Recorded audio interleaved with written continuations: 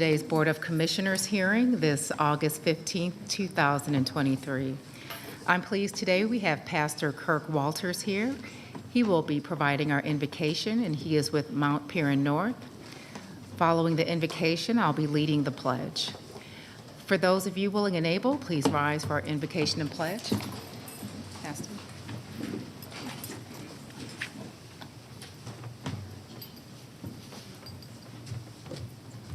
Let's pray. Heavenly Father, we thank you so much for the privilege that we have to even be here. You said in your word, it's in you that we live and move and have our being. We thank you that of all the times in the history of this world that you have chosen to let us be here, it's now, for this season, for these purposes. So I pray, God, that you would bless this day, bless this meeting. Your word says that you put into place leaders and authority. And I pray that your blessings would be upon this Board of Commissioners, their health, their families, that you would give them wisdom to make decisions, righteous and justice in your way. I pray, God, that your Holy Spirit would guide them, and I pray for these meetings. There may be healthy debate, but God, may these meetings be filled with grace. And may everything we say and do bring glory and honor to the name that is above every other name, the holy name of Jesus Christ our Lord. It's in his name we ask these things. Amen. Amen. I pledge allegiance to the flag of the United States of America and to the republic for which it stands, one nation, under God, indivisible, with liberty and justice for all.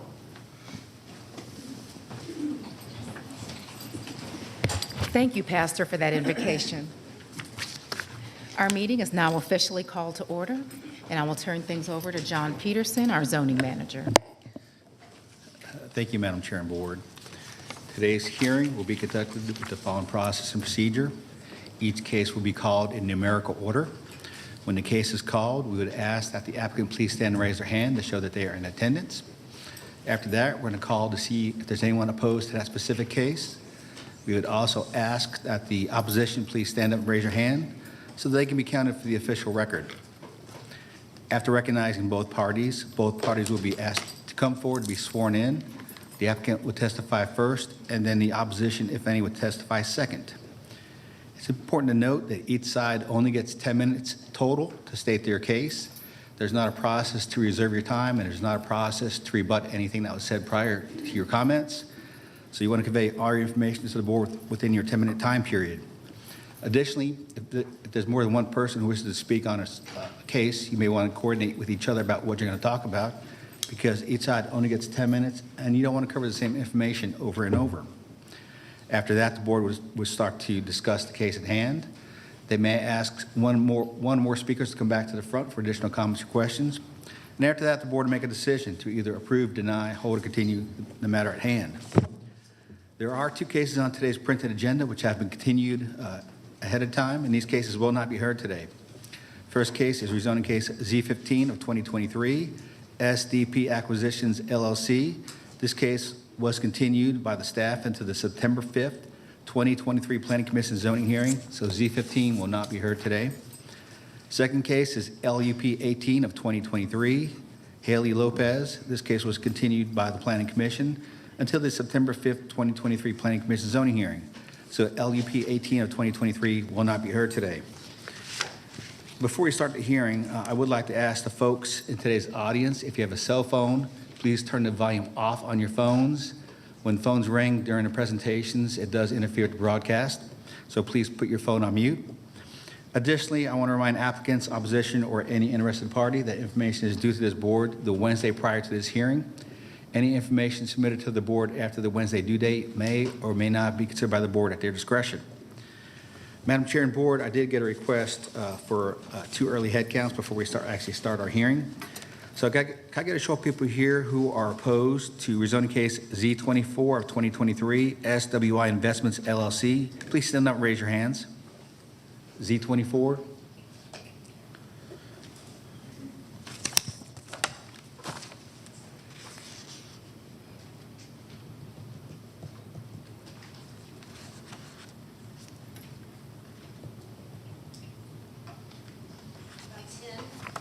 Okay, let the record show there's 10 people here opposed to rezoning case Z24. Can I also get a show of people here who are in support of rezoning case Z24? Please stand and raise your hands. Two.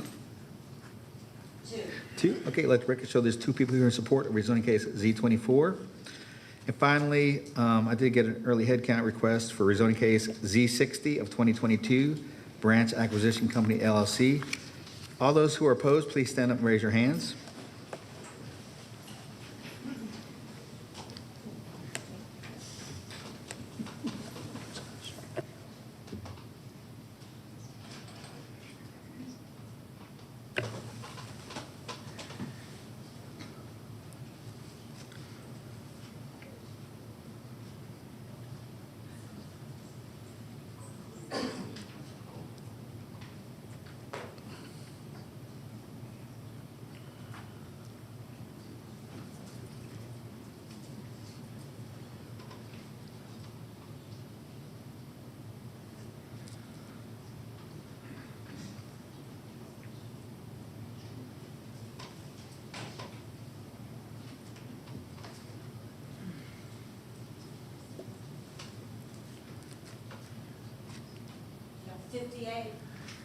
Okay, let the record show there's 58 people here opposed to rezoning case Z60 of 2022. Can I get a show of people here who are in support of rezoning case Z60 of 2022? Please stand up and raise your hands.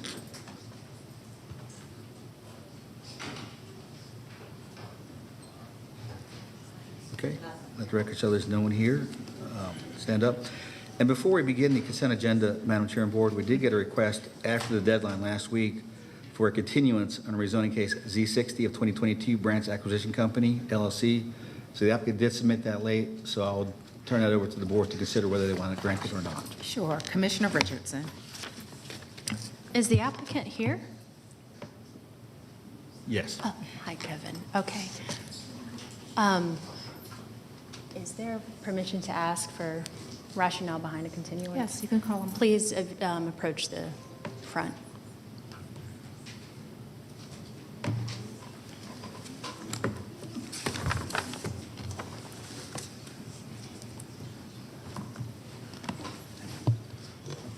Good morning.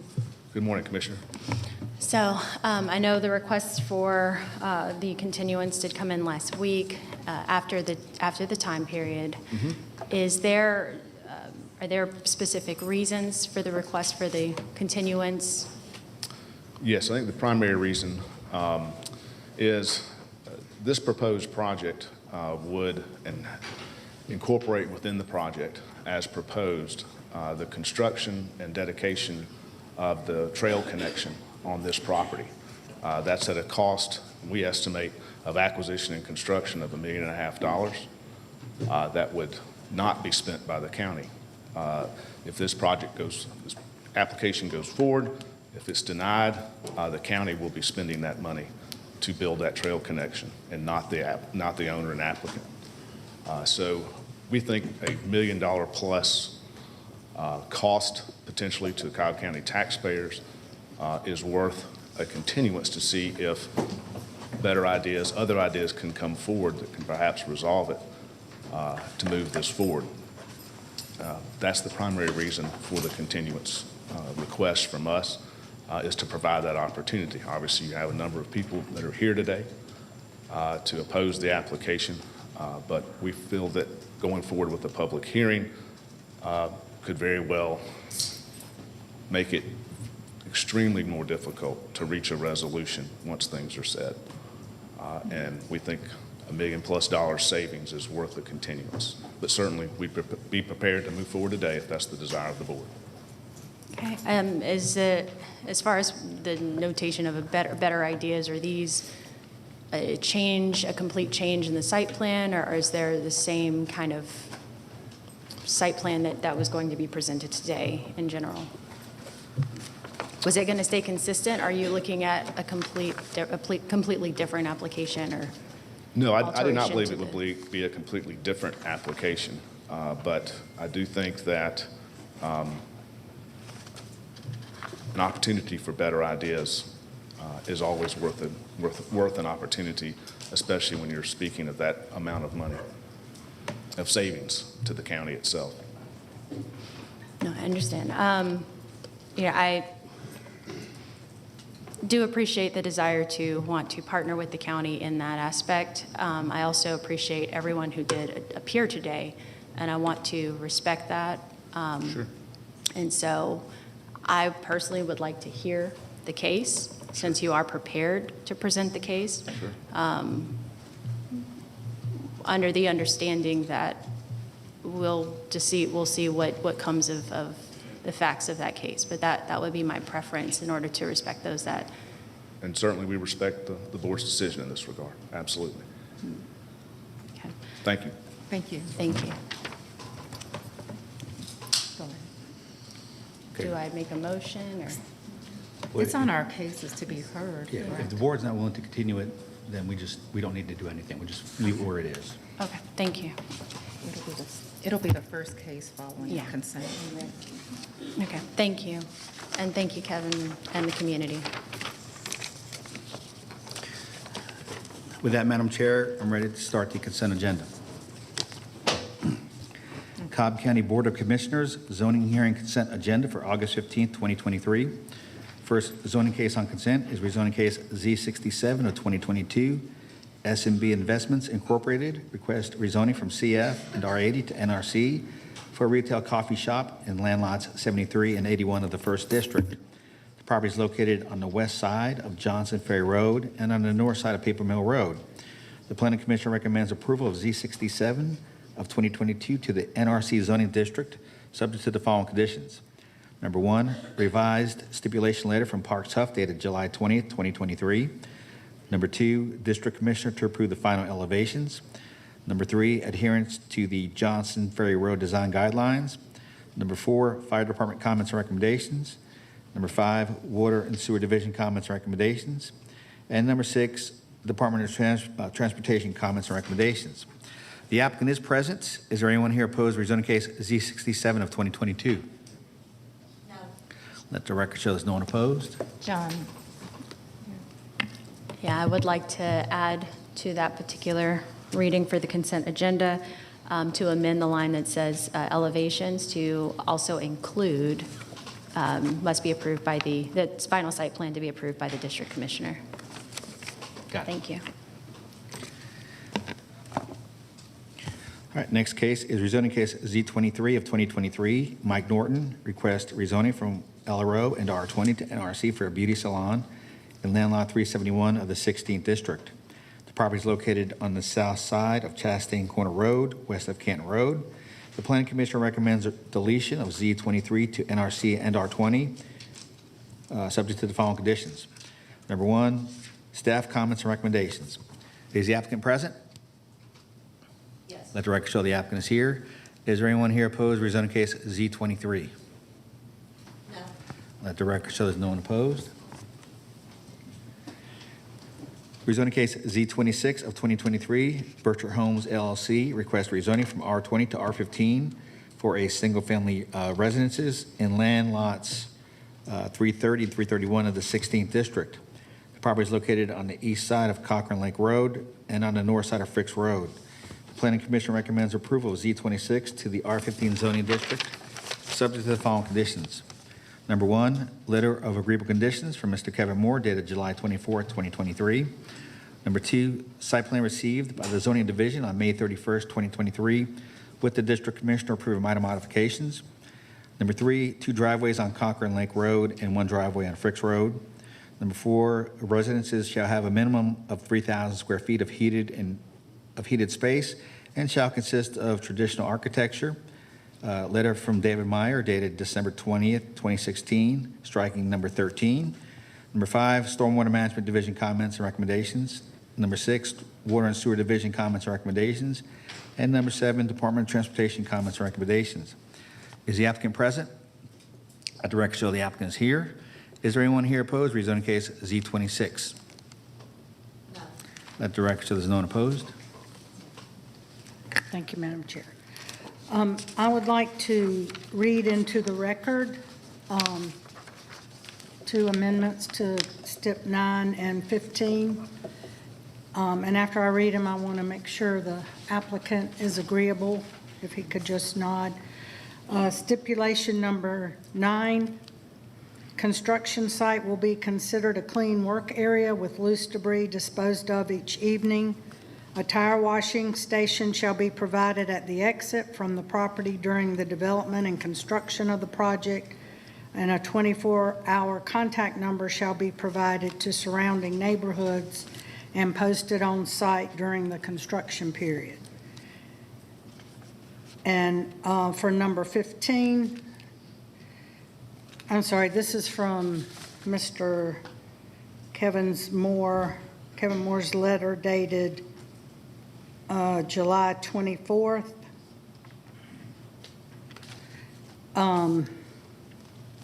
Number 15, the district commissioner shall have the authority to approve certain minor modifications to the site plan, the architecture, and these stipulations/conditions as thereafter, except for those that reduce the size of an approved buffer adjacent to property which is zoned in a more restrictive zoning district, relocate a structure closer to the property line to an adjacent property which is zoned in a more restrictive zoning district, increase the height of a building adjacent to property which is zoned in a more restrictive zoning district, and change the access location to different roadways. And I have these in writing for the clerk. Is the applicant amenable to that additional stipulation? Okay, thank you. The applicant stated yes for those who are observing this remotely. Thank you. And thank you to ECCA for working with us on this. Okay, next rezoning case is rezoning case Z27 of 2023, Impact Worship Center. Request rezoning from R20 and GC to NRC for retail in land lots 405, 406, 497, and 498 of the 18th District. The property is located on the west side of Queen Mill Road and on the north side of Mapleton Parkway. The Planning Commission recommends approval of Z27, subject to the following conditions. Number 1, staff comments and recommendations. And number 2, letter from the Mapleton Improvement Coalition dated July 26, 2023. Is the applicant present? The record show the applicant is here. Is there anyone here opposed to rezoning case Z27? No. Let the record show there's no one opposed. Chair, I'd like to add to that. To revise the conditions to include smoke and/or vape shops as prohibited uses. Construction hours are Monday through Friday, 7 a.m. to 7 p.m., Saturday, 8 a.m. to 7 p.m., and prohibited on Sundays. And hours of operation for future businesses will be Monday through Saturday, 7 a.m. to 10 p.m., and Sundays from 8 a.m. to 9 p.m., and all other staff comments and recommendations not otherwise in conflict. Thank you. Okay, is the applicant amenable to those changes or additions to the conditions? Thank you. Thank you, John. And moving into the land use permit today on the consent agenda, LUP 16, Giovanni R. Cerro requests a temporary land use permit to allow more vehicles and adults than the code allows in land lot 554 of the 19th District. The property is located on the southwest side of Supreme Court, west of Goodwood Drive.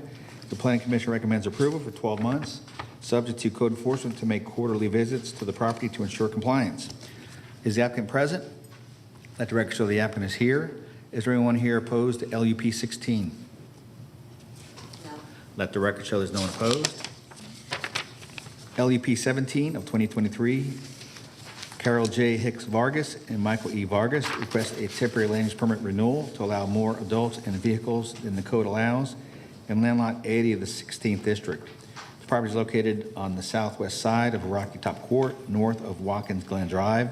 The Planning Commission recommends approval of LUP 17 for 24 months, subject to the following conditions. Number 1, maximum of 7 related adults to reside in the house. Number 2, allow a maximum of 5 cars. And number 3, all cars must be parked in the driveway, no parking in the street. Is the applicant present? Let the record show the applicant is here. Is there anyone here opposed to LUP 17? No. Let the record show there's no one opposed. And moving into other business cases on today's consent agenda. First case is other business item number 34 of 2023, which is to consider amending the site plan for Pogue Shopping Centers LLC regarding rezoning application Z139 of 1999. The property is located on the south side of Dallas Highway, east of Castile Road, in land lots of 333 and 334 of the 20th District. Staff recommends approval, subject to the following conditions. Number one, access drives and fire lanes shall not be modified and shall always be open. Number two, site plan received by the zoning division on July 10th, 2023, with the district commissioner approving minor modifications. Number three, fire department comments contained in your business packet. And number four, all previous conditions, all previous zoning conditions to remain in effect. Is the applicant present? Let the record show the applicant is here. Is there anyone here opposed to other business item number 34? Let the record show there's no one opposed. And last item on consent is other business item number 35 of 2023, which is to consider a reduction of required minimum lot size from 20,000 square feet to 10,846 square feet for Stuart Napshin. The property is located on the north side of Starling Drive in land lot 385 of the 18th District. Staff recommends approval, subject to the following conditions. Number one, lot size approved to be 10,846 square feet. Number two, the maximum house size shall be limited to 1,400 square feet. Number three, the variance is granted only for the home built by this applicant, Stuart Napshin, or a contractor working for him. Number four, site plan review comments contained in the other business packet. And number five, Cobb DOT comments contained in the other business packet. Is the applicant present? Let the record show the applicant is here. Is there anyone here opposed to other business item number 35?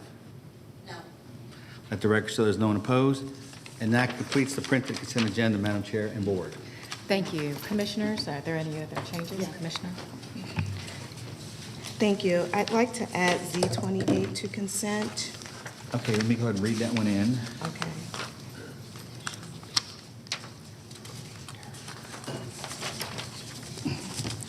Rezoning case Z28, Hernan Guerrero requests a rezoning from GC to NRC for commercial in land lot 109 of the 17th District. The property is located on the north side of Veterans Memorial Highway and on the west side of Beaver Drive. Is the applicant present? Let the record show the applicant is here. Is there anyone here opposed to rezoning case Z28? No. Let the record show there's no one opposed. Thank you. Are there any other changes? There are a few more things I'd like to Okay, go ahead. Okay. Okay, so the building site, and these are the conditions, the building square footage shall not be greater than 5,700 square feet with a minimum parking of 20 spaces. The variance requests to reduce the parking spaces from 25 to 18, as well as the variance request to reduce the rear setbacks from 30 feet to 20 feet are both denied. Hours of operation for businesses will be Monday through Sunday, 9 a.m. to 9 p.m. Prohibited uses also include smoke and/or vape shops, all automotive repairs and auto-related uses, including storage of any auto-related merchandise. Construction hours are Monday through Friday from 7 a.m. to 7 p.m., Saturday 8 a.m. to 7 p.m., and prohibited on Sundays. Okay, is the applicant amenable to those conditions that were read in? Okay, the applicant nodded yes. Thank you. Yes, John? And just to add on to Commissioner Sheffield's motion, would you also want to include all staff comments, recommendations, not conflict? Yes, thank you. And all staff comments and recommendations not otherwise in conflict. Thank you, John. Thank you. Okay. All right, Commissioner Brawl? Yeah, just before we vote, I'd like to submit my statement for the clerk. Okay. And I'd like to have the clerk record my statement. Thank you.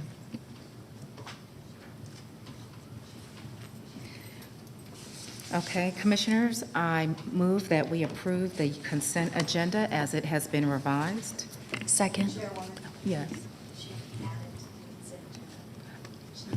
Okay, so let's have Commissioner Sheffield. Thank you, Robin, for that Okay, thanks, clarification. Robin. I make a motion to add Z28 to the consent agenda. Okay, Second. is there any discussion? Call the question. The motion passes 5-0. Okay. With that, Commissioners, I move that we approve the consent agenda as it has been revised. Second. Is there any additional discussion? Call the question. The motion carries 5-0. For any of our applicants here today who've had matters read in our consent agenda, it has been approved. You are free to leave at this time unless you would like to watch any of our additional zoning cases for today.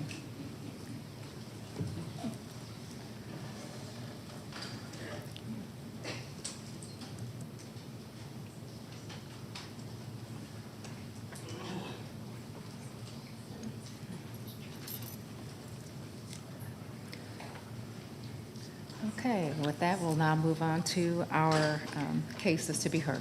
Okay, the first case we're going to hear today is rezoning case Z60 of 2022, Branch Acquisition Company LLC, request rezoning from HI to RRC for a mixed-use development in land lots 894 and 900 of the 17th District. The property is located on the south side of Atlanta Road, north of Plant Atkinson Road. The applicant's representative is present, and earlier there were 58 people here opposed. All of those who wish to address the board, please come forward to be sworn in.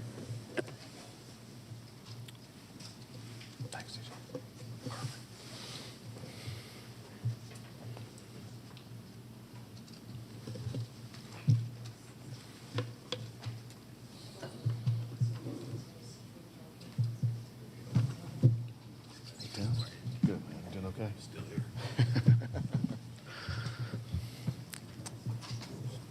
You can begin when you're ready. Thank you, Madam Chair. Before the time starts, I would like to submit a request for the board's consideration for the applicant to withdraw this application without prejudice at this time. Again, for the reasons I stated earlier, we just think it's really important to be able to attempt to collaborate as best as possible in this situation, and we would appreciate your consideration of our request to withdraw this application without prejudice and move forward from there. Okay. Commissioner? Thank you for the request. I am amenable to motioning on approving a request to withdraw without prejudice. Okay. So do I All right. make a motion? Okay. Motion to withdraw Z60 without prejudice. Okay, I'll second. Is there any discussion? For those that are here in the audience, a withdrawal without prejudice means that they will not be moving forward with the application today, but that they can move that application back, or they can present it back to the Board of Commissioners through the application process at a later date. It would go through the same zoning process that it went through, so there would be signs put up. It would go through Planning Commission, so they would have to start over again. Yeah. Commissioner? Yeah.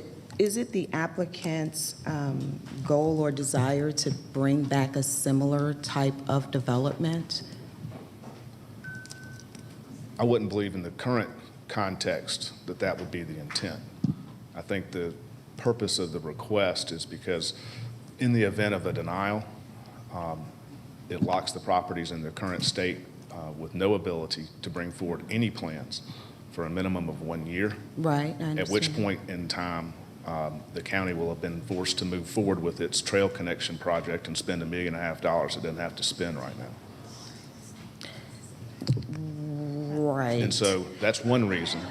The other reason, and they can laugh all they want, we were served with a condemnation notice for this property. That's a reality. The other reason is we believe it's important enough with the trail, with the area itself, that punishing the property owners for requesting a rezoning, we don't believe would be appropriate, and hope you would agree with that, so that it can still allow for productive conversations to occur without having an application for rezoning hanging over folks' heads. And we just think that that would be a better way to move forward in collaboration with community and with county. Right. I was just curious to know if the thought was to withdraw because there's the feel that it may not be supported, but to bring back the same application at a later date or similar type of development at a later date. Again, that's not what I believe would be the case here, Okay. so I can tell you that. Because, just ask. again, I don't see that those circumstances would change, so why would we, what we can do now, why would we turn around and submit it again later simply for for a potential similar result? I don't believe that that would be Right. Well, and I Definition guess of where I was crazy. a little unclear is because you also asked for a continuance Sure. for the same thing. So I was just curious if the plan was to just prolong and bring back the same application. I do not believe the plan is to simply bring back the same application, not Okay. under its current context and circumstances. Okay, thank you, Kevin. Commissioner Richardson, have there been community meetings, or for applicant, have there been community meetings with respect to this application? Yes, there have been. Plenty. I know that there have been several meetings, and there was, I think, a lot of learnings by the applicant on what is consistent and what is inconsistent with future land use map and some other important parts to our process for zoning. And it was my understanding that there is desire to be more consistent. Okay. Sure. John, I have a question for you. I see this has a 2022 date. So when was the first scheduled hearing for this? It was September 2022. So that means the applicant filed in July, Yes. and then staff comments were available to the applicant come August, right before the first hearing. Right at the end of August. And where I struggle with the motion is staff's comments have been very clear as far as how this proposed application fits in this area. So the fact that this has been going on for almost a year and the applicant has not been willing to make the changes that staff clearly delineated to them almost a year ago, I struggle. I don't mind the withdrawal, but the without prejudice, I struggle. Because again, the community is here. We have 58 people, I believe, was read into the record, that have been coming to each of these hearings that we've had. I'm not sure how many multiple hearings we had at the Planning Commission, how many recommendations. Okay, so it was continued throughout with the Planning Commission. So again, we've had a year to work with the community, and we've failed to do that, to come into alignment with a project that is in conformity with staff comments, and then also allowing the community input. So I do struggle with the without prejudice portion of it. Could I respond quickly? One moment on the prejudice piece. I don't disagree. It certainly is a little, it's like what may come. And so my understanding, though, is that that parcel is locked at that point if with prejudice is included. And so even if something does develop, there can't be anything. But that property owner has not had an issue with his property being locked into this for the past year either. Again, like I said, it's more of an ongoing versus past for what I'm looking at. And so I'm willing to see a different kind of application if there's a different kind of application. But those are my thoughts on it. I think was there anything that you wanted to clarify on the given points about prejudice? And then I think The property's zoned heavy industrial, and so if it's denied or simply withdrawn, then it stays heavy industrial going forward. That staff's recommendation was for denial of this application. We understood that, and it was based on land use plan and some compatibility concerns that staff had. Whether this property should be developed as heavy industrial, where a trail connection is on it, I don't necessarily think that's a compatible land use either.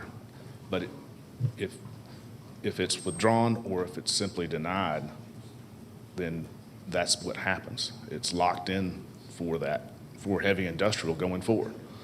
The owners have to then move forward without any opportunity for over a year to make a change or to see if other uses could be brought back in or another project could be brought. So that's why I am asking for the withdrawal without prejudice.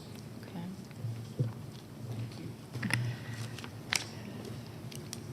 Kevin, this is not about the trail. This is a zoning that's in heavy industrial, zoned heavy industrial, where you're trying to put please don't, where you're trying to put residential that doesn't fit. So I'm too agree with Commissioner Gambrell that I'm struggling too with the without prejudice, because normally when something is withdrawn, it's so that you can come back, but with a different plan that fits the use. Sure. So, and the trail was mentioned throughout this project. At Planning Commission, it was introduced again, and DOT said that the funding is there from the county to build this trail. So I commend you for trying to save the county taxpayers money, but that's not what this case is about. Okay. Thank you for your comment. Okay. John, I have a follow-up question for you. So if we deny this with prejudice, it would not prevent the landowner from still selling his land and then for whoever purchases it to use the land as it's currently zoned, correct? Correct. Thank you. Okay. Commissioner Sheffield? That was the same question I had for John. Okay. Keep in mind it's zoned heavy industrial. And that's my remarks. I mean, along Atlanta Road and in this area, there has been a lot of redevelopment, and there's also been concerns with respect to the conflict of existing industrial with those that have moved into the area. I perceive that there may be some opportunity to consider a different use, but I think we should allow the commissioner to perhaps see what those potential uses are, because it's my belief from observing that area several times that having an HI use in that area would also bring about a number of challenges to those that are in that area. Or even if it is a HI use, at least having it back for consideration of additional stipulations, so it's a lessened use. There could be some conditions that moderate the intensity of it that could be brought back for zoning, so you don't see the full range of possibility for what heavy industrial could be, which is our most intense industrial category. So if there was a desire to move forward as is, we wouldn't be here for this hearing, but the opportunity to weigh in and to be able to moderate the intensity of that use, I think, could be a benefit to the community that's proximate to the area. Yeah, and to the point about staying HI, not staying HI, I mean, certainly for the future land use map, this was meant to be a buffer for the area, but one of the things that has been in discussion with the community is because of the implementation of the trail, there is a reason for additional discussion around what that corridor looks like. Does it stay exactly as it is? Are there activation corridors that are opportunities maybe to the north or what have you? A lot of different pieces that the community is looking to have a broader discussion on. And so I do think a withdrawal will allow for that to be informed by the output of that discussion, but also be hopefully more consistent with whatever it is that we're looking to do to meet that balance. So that's why, again, I do struggle with the idea of without prejudice, but I also can understand it. One of the things that I do have a question about is if something were to have prejudice, can you set it for a time period as opposed to the full year? Because I imagine some of these discussions will be concluding in 6 months or so. If that's... You know, as far, you know, and let me just say a few words about with or without prejudice. Sure, thank you. You know, the applicant is asking to be without prejudice. You know, this applicant has been willing to meet with the neighbors. He's been forthcoming. You know, we normally reserve without prejudice for applicants that are intimidating or they may be very adversarial, very uncooperative. You know, one of the uses I heard at the Planning Commission that the committee would like to see on this property would be a climate-controlled storage facility. And that would take a rezoning and slub. So they couldn't even do that under HI. But they would need rezoning, and I think that's what the community would prefer, would be something low intensity like that. So to me, the applicant has been cooperative, they have been willing to meet with the neighbors, and it sounds like they might have something that's better suited for the property than what they're asking for right now. So my druthers would be just do it without prejudice and give them a chance to do something else. Thank you. I just wanted to add that I can appreciate the willingness in meeting with the community, but for me, the challenge is also the surrounding uses. There's a waste management plant there, there's a coal ash plant there, there's a concrete plant there, so I would be really curious to see what other use could come back. I think a storage unit possibly. It sounds like that's something that the community would support. But as far as residential, I just have an issue with any type of residential on this property. But again, I'm open to whatever plans you come back with. But with the surrounding uses, it presents a environmental safety concern for me. Understood. Okay, so just know that right now, this is being discussed because this is part of cases to be heard. I would ask out of respect for those that are here today and that did sign up to speak, that we determine if we're going to withdraw it or disallow the hearing to proceed. I think I have a motion on the table. In Okay. a second. so- There's a motion and a second. Is there any further discussion? And the motion is to, again, it's to withdraw without prejudice. Okay. All right, call the question.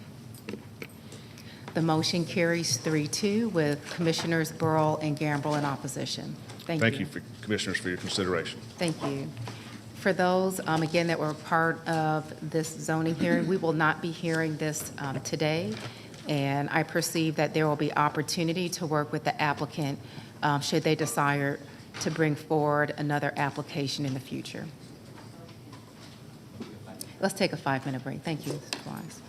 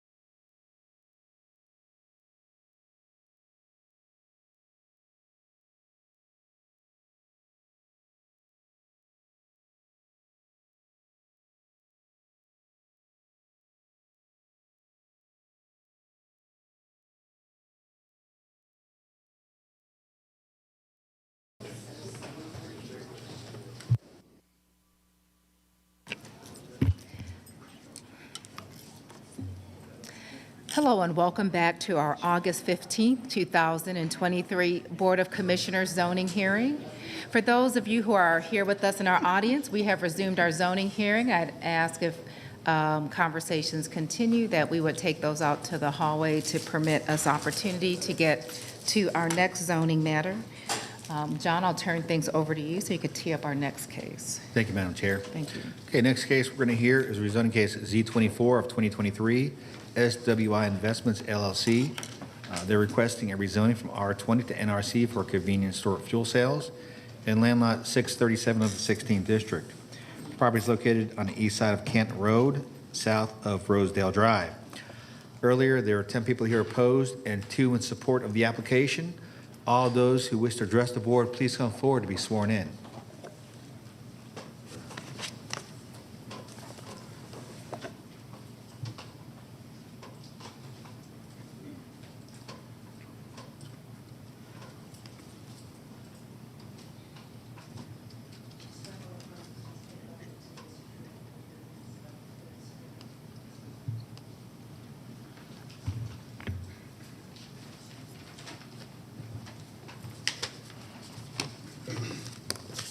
Whenever you're ready, you can begin. Okay. Good morning, Commissioners. My name is Jonathan Fallon. I'm an architect and one of the owners at CDH Partners Architecture. You may know of some of the work we do around the county with healthcare and schools. Initially, when my friend Sobe came to me and asked for us to design this gas station, if you will, we said no because that's not typically what we do. But when he described the level of excellence and prestige that he was wanting to apply to this brand with multiple locations across the county, which will benefit all of us, we said yes, and I'm about to describe to you that concept. This location will serve as much more than its stereotype classification as a fuel station. Don't think of your typical gas station like a BP, Chevron, or racetrack. This multi-function development will add value to the community and improve quality of life. This is an innovative and upscale concept designed to provide a seamless and prestigious experience for patrons. It will cater to the diverse needs of customers seeking high-quality products, culinary delights, and a moment of relaxation and a flexible work environment. Upon entering, patrons are greeted with an open and airy layout that maximizes open space. As much of the site as possible will be covered with light and airy, translucent canopy. It will protect from rain and the heat and sun, as you can see here in the image, while still enabling natural light to permeate the entire area. The cafe, sandwich shop, and ice cream parlor will exude a cozy, inviting atmosphere. Plush seating arrangements, intimate booths, and communal tables will provide flexibility for patrons to relax, socialize, or work. The cafe will offer quality food items and coffee drinks that will rival the coffee giants at a price that is more attractive. The Flex workspace will be strategically placed near the cafe, providing an inspiring environment for professionals seeking a temporary office away from the traditional office setting. Equipped with the ergonomic furniture, high-speed internet, and a private meeting room, this flexible workspace caters to the needs of freelancers, remote workers, and parents who just need to get out of the house. The space fosters productivity while accommodating a dynamic and collaborative atmosphere. You might be thinking, this all sounds great, but it's just another gas station. That's not true, since this is the maiden voyage for this brand, the first of many to come across Cobb County, a prototype, if you will. SW Investments is committed to standing on the description I just gave you with excellence to create a new brand concept that customers will return to time and time again. While we understand there might be skepticism from the opposition that's here around just another gas station in this location, please understand this is not what this concept is intended to be. Based on the merit of description, brand concept, we think that this will add value to the community, and we're requesting your consideration for rezoning to NRC with no exception to fuel distribution at this site. We are open to stipulations. We did meet with the community and had a productive meeting with them. They're still obviously opposed to the fuel cells part of this proposal, but we would be open to any stipulations that would be considered by the board around hours of operation, reduction of the number of fuel pumps. We did discuss that. The concept here is to try to attract customers with the fuel pumps so that they can stay for a long time. Don't think your gas station where people come and go really fast. We want them to stay. And then the idea is that the brand wins over those customers As they transition from combustion engines, the fuel pumps would transition to electric charging stations. And that makes much more sense to have that when people are going to be staying in a location. So we're committed to providing acceptable landscape buffers at the residential properties. We already commissioned a detailed environmental study so that we can be good stewards of the natural environment and provide abundant water quality control to the adjacent streams. We're also committed to traffic studies and designing adequate traffic flow to appease any DOT requests or needs of the community. Do you have anything else to add? Thank you. Is there anyone else willing to speak in support? Okay, we'll go ahead and turn to opposition. Note that you have 10 minutes in total. Just be mindful if there is more than one speaker.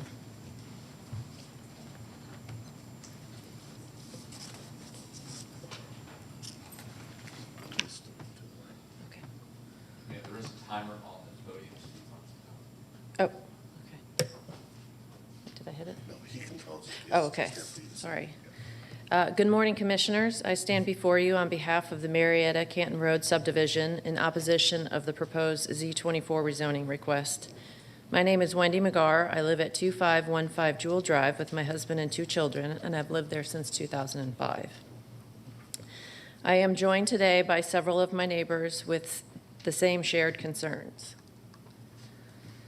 My home is one of the 5 homes that back up to the proposed gas station on Canton Road. All of the 5 homes are between 50 and 100 feet of the Z24 site, and there is a daycare school only 200 feet across Canton Road. The Z24 site also has a stream that connects to the Noonday Creek watershed. Within a 2-mile radius, there is currently 16 gas stations. Racetrack is the closest to the site, though it has a neighborhood backing up to it. I would like it noted that the racetrack was there prior to the homes being built. The stream that runs through the Z24 property continues its path between 2 homes on Jewel Drive and then through the rest of the neighborhood. Heavy rains at times can cause the stream to get very high and at times crest. Not only is flooding a concern, but the environmental effects of a gas station near or encroaching on a stream is of concern. According to the Cobb County Watershed Stewardship Program, it's the property owner's responsibility to continue to improve the water quality, not to contaminate it.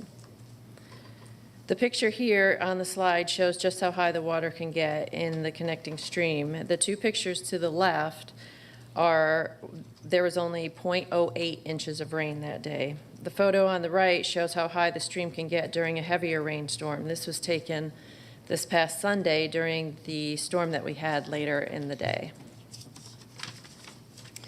The applicants have presented no remediation plans in connection with the proposed development, so there is great concern about the impact and the impact the build will have on that creek.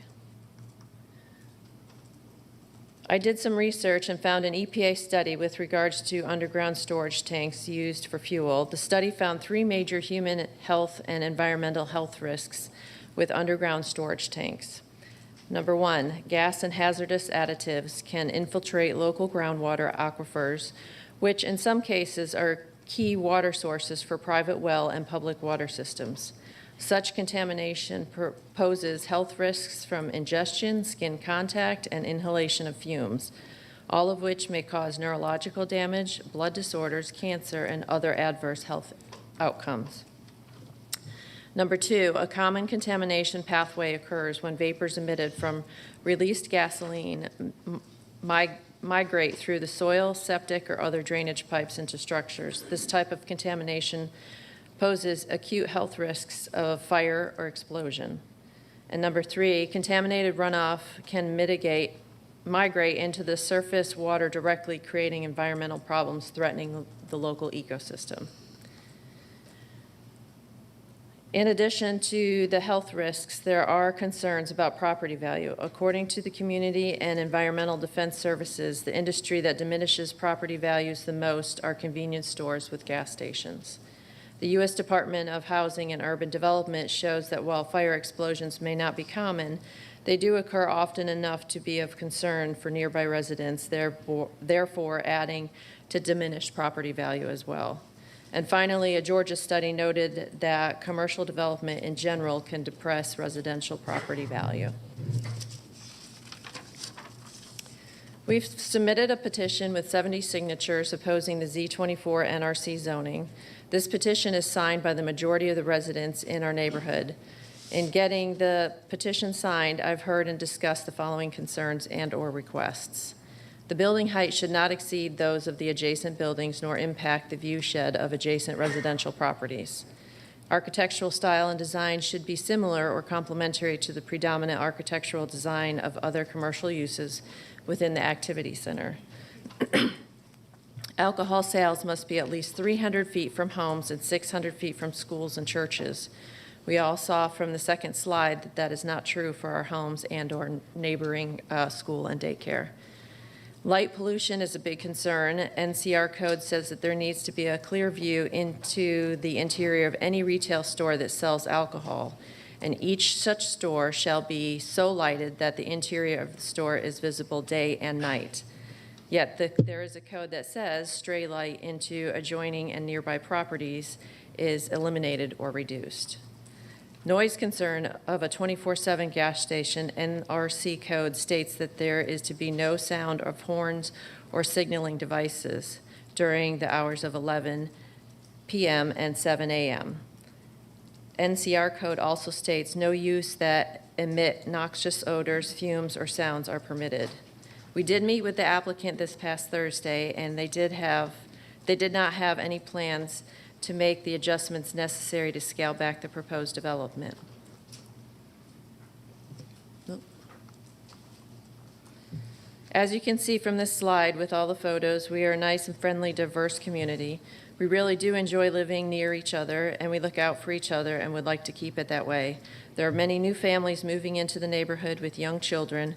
There is concern for their safety, health, and overall well-being. We formally request that you consider the Z24 property to be rezoned as a non-automotive LRC using the Canton Road guidelines. If NRC is voted, we do not want anything automotive or contractors with special exceptions. This slide identifies all of the non-desirable businesses for this property. On behalf of the Marietta Canton Road subdivision, I thank you for your time. Please note, we are for future business on Canton Road that help build communities. With your help, we can continue to make the Canton Road area a viable contributor to Cobb County. Thank you. Thank you. Are there any additional speakers? So you'll have a balance of 3 minutes and 23 seconds.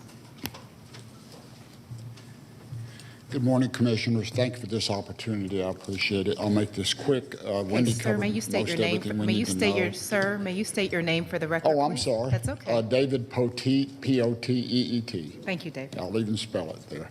I've lived on Jewel Drive more years than I ever want to tell you. I grew up there, so it's very deep in my heart. But this plan, I hope, works for these guys, but it's just this site is just too environmentally sensitive and too close to homes for it to work there. The nice guys don't have anything, but if the plan is not in the wrong place, in our opinion.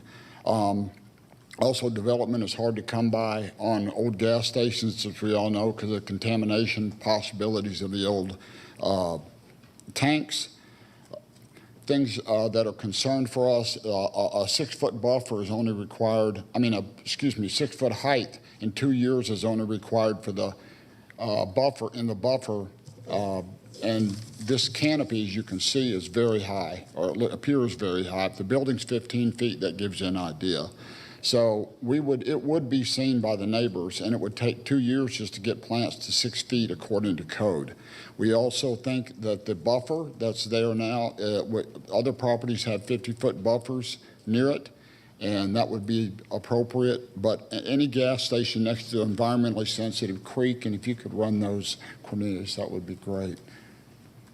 This is what happens when you saw the one creek that runs across under Jewel Drive. This is what happens to the guy's yard whenever it rains hard. This was after 15 to 20 minutes of rain the other day. And it was a hard rain, but this happens, and then sometimes it floods all the way up onto the street. So it's very environmentally sensitive already. All the impervious surface that's going to be added, there's no way not to add more water to that in our estimation. Again,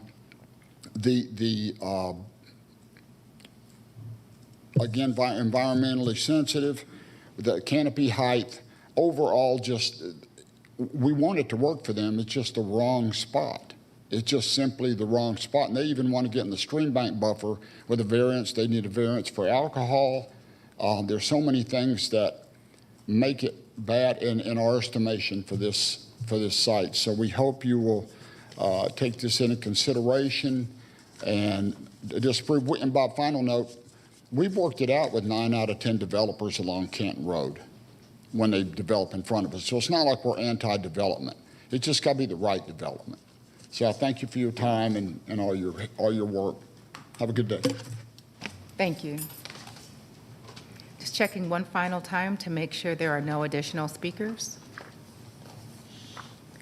Okay, not seeing any. Commissioner Burrow, I'll turn it over to you. Thank you. Carl, would you come up, please?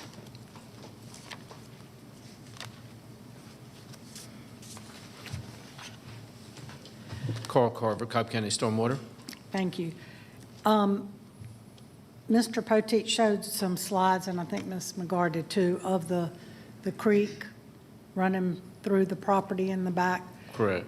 And right now, it's a vacant property, and there's already issues, flooding. So there was an environmental site analysis submitted. Were you able to see that? I don't recall seeing that or getting that, but Well, it's from the applicant. It's pretty lengthy. okay. And it was online, but I don't, you haven't had time to review it or haven't seen it? No. Okay. Well, what would they need to do as far as underground detention and staying out of the wetlands and? Right. Well, if it is a fueling islands and the tank fill areas, we require them to run those areas, those square feet of areas, through an oil water separator before it reaches the stormwater management. That's one thing.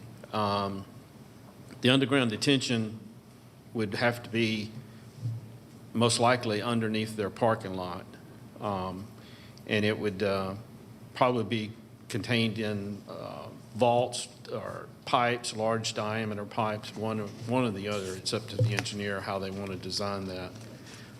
And it would have to be released into that stream at the rate of which it is now. Now, one of my stipulations that are in the packet is for them to meet with us prior to submitting for a land disturbance permit, but also they have to evaluate the downstream infrastructure, which, considering the age of that neighborhood, I would say that downstream infrastructure is probably designed for a 10-year storm. And that's why they see the ponding that you see in their yards.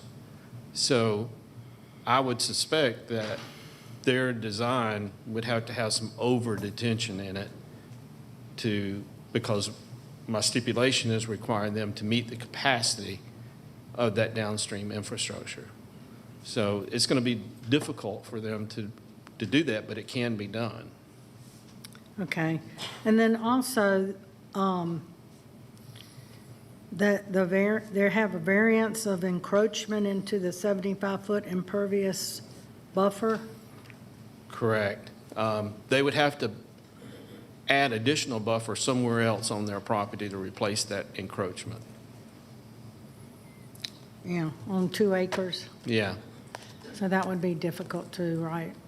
possibly, yeah. Okay. They'd have to do it in the back. All right. Does anybody else have any questions? Yes, Carl. In this zoning packet, there is a very dense analysis that the applicant provided with respect to hydrology on that site and some other characteristics. However, when I look at the water comments, I'm not seeing any unique observation about any additional steps the site needs to take with respect to stormwater. And I'm just trying to reconcile the observation that there is that stream, that there are images and experiences of flooding on the surrounding property, and our water's department's observations, because from looking at this, I just don't anticipate there being issues on the site when I just look at the water's comments alone. I'd have to review that study, but if they have underground detention, they would have to most likely over-design it so that there would be additional volume in their system underground. Okay, and that is what they are offering, but that is not something that we're suggesting that they do from a staff perspective. I mean, Commissioner, there's a number of suggestions that, as shared in that study. It's just difficult to. Well, wouldn't that come in plan Consider. review? Yes, Yeah. that would come at plan review time, when they submit something, and part of my stipulations now is for them to come in prior to submitting for a plan review for a pre-concept meeting of what their concept's going to be. A pre-concept meeting. Okay, Yeah. okay. I just don't even see that indicated in here. So is that Well, additional he stipulation? hasn't seen the environmental study from the applicant. Okay, so how do we add that as a stipulation, though? Is that something you would have to articulate? Because I'm not seeing that in the staff comments.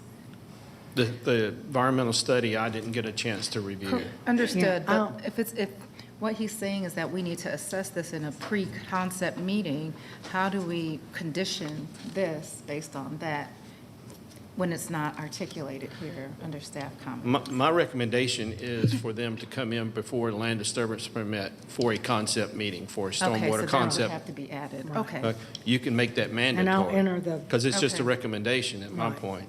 okay. You could and make that I'll mandatory. enter the environmental site analysis from the applicant into the record and Okay. give Carl a copy. Okay, thank you. But either, whatever if it's deleted to, they're asking for NRC, but if it's deleted to something else, less intense, that would still apply. Yes. Okay.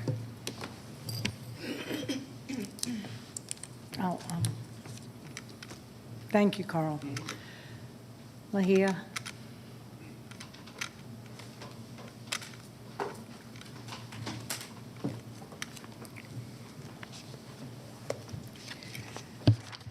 Good morning, Ligia Florim, DOT. Good morning. I know I think the applicant mentioned in his presentation that they would be willing to do a traffic study. Yes, ma'am. Which has not been done, but that also would come in plan review prior to.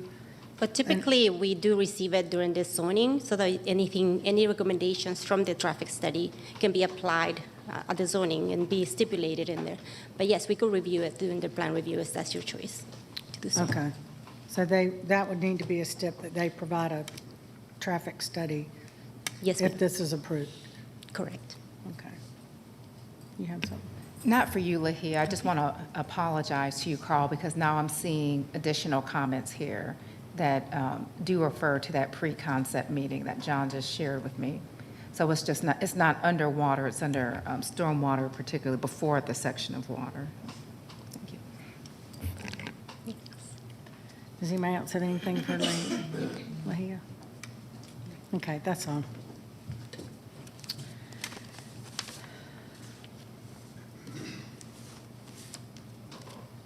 Could the applicant come back up?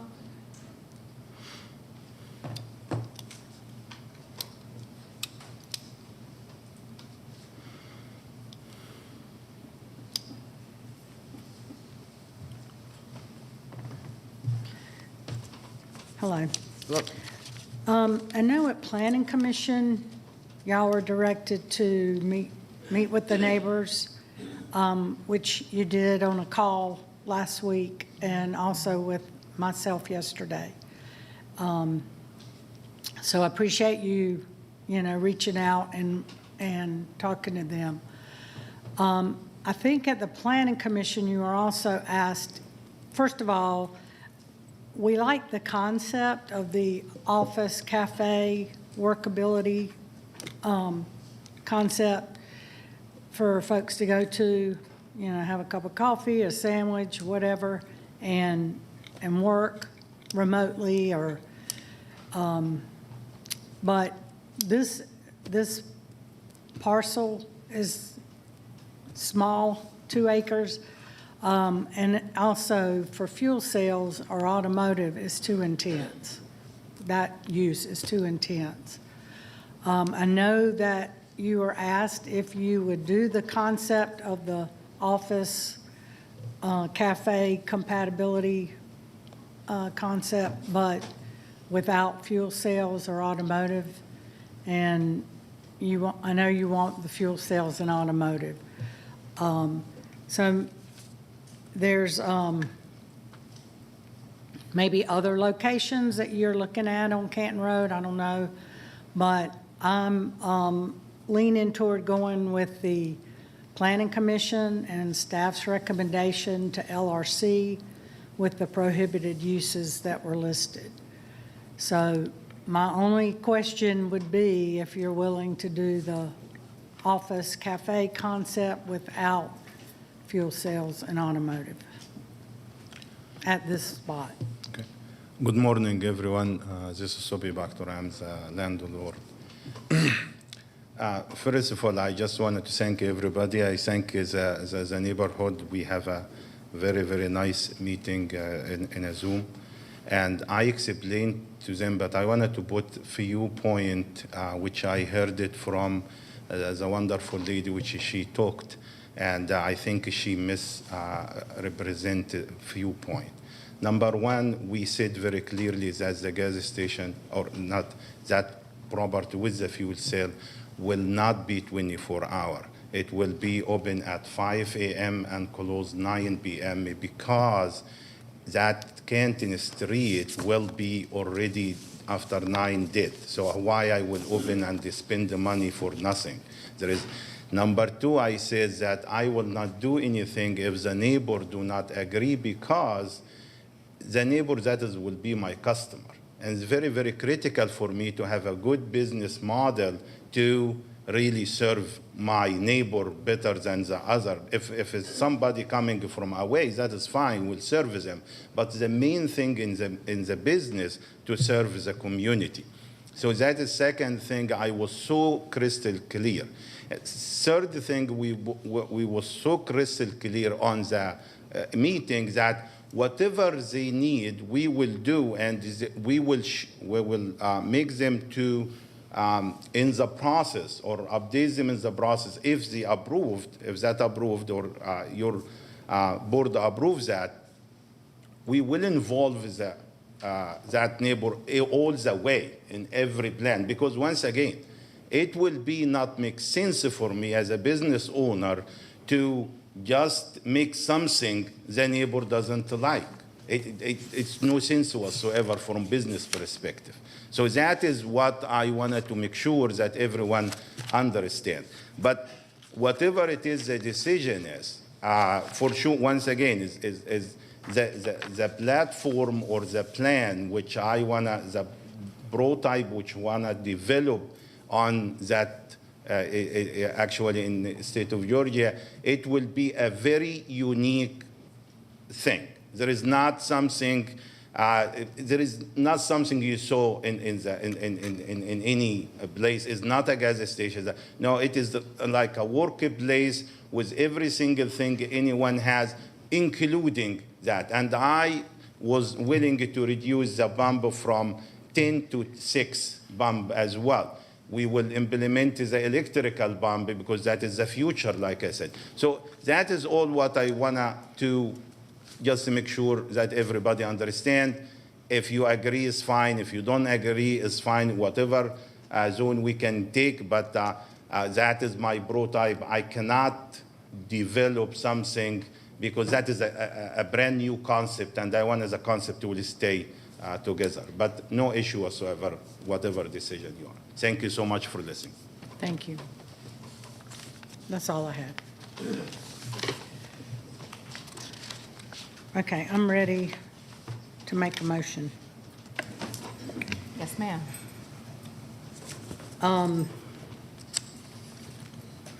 Make a motion to delete Z24 to LRC with the following prohibited uses. No automobile-related uses, no fuel sales, no convenience stores, no outdoor storage, no outdoor display of merchandise, neighborhood retail uses and professional office uses only.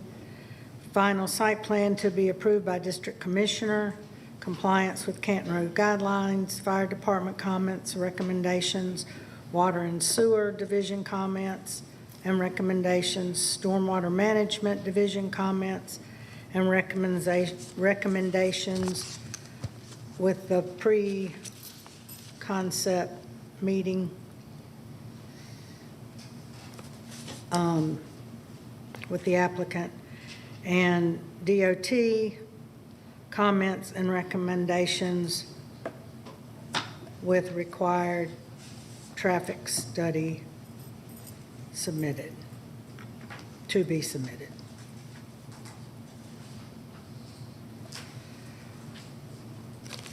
And all planning commission, staff comments, not otherwise in conflict.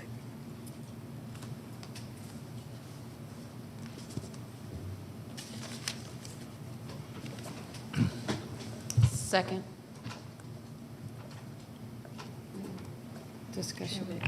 Yes, we can have discussion. Okay, I just want to ask John a question for clarification with respect to the stormwater findings in the hydrology study. Since this use has been denied, will the applicant still be required to submit that study? Because I am concerned regarding the water buildup. Yes, and, and a lot of those comments in the stormwater comments are their standard plan review comments. So no matter what they build here, they're going to be required to go through a pre-concept meeting, go through the entire hydrology review. Okay, I just wanted to make certain. Thank you. Commissioner, can you just clarify for me, is the commercial use permitted without fuel sales? Or are we just deleting The those? office and cafe, yes. It would be permitted as retail and office. Okay, Correct? Under LRC, yes. okay. Well, and that was number 6 in staff recommendations that you read into your motion, that neighborhood retail uses and professional office uses only were allowed. Right. Okay, so how does that impact the variance? So the variance may still stand? There was encroachment into the impervious space, but was that considered impervious as part of the fuel island, or is this impervious as far as the building? Carl, would that come into play with the study and the pre-concept meeting?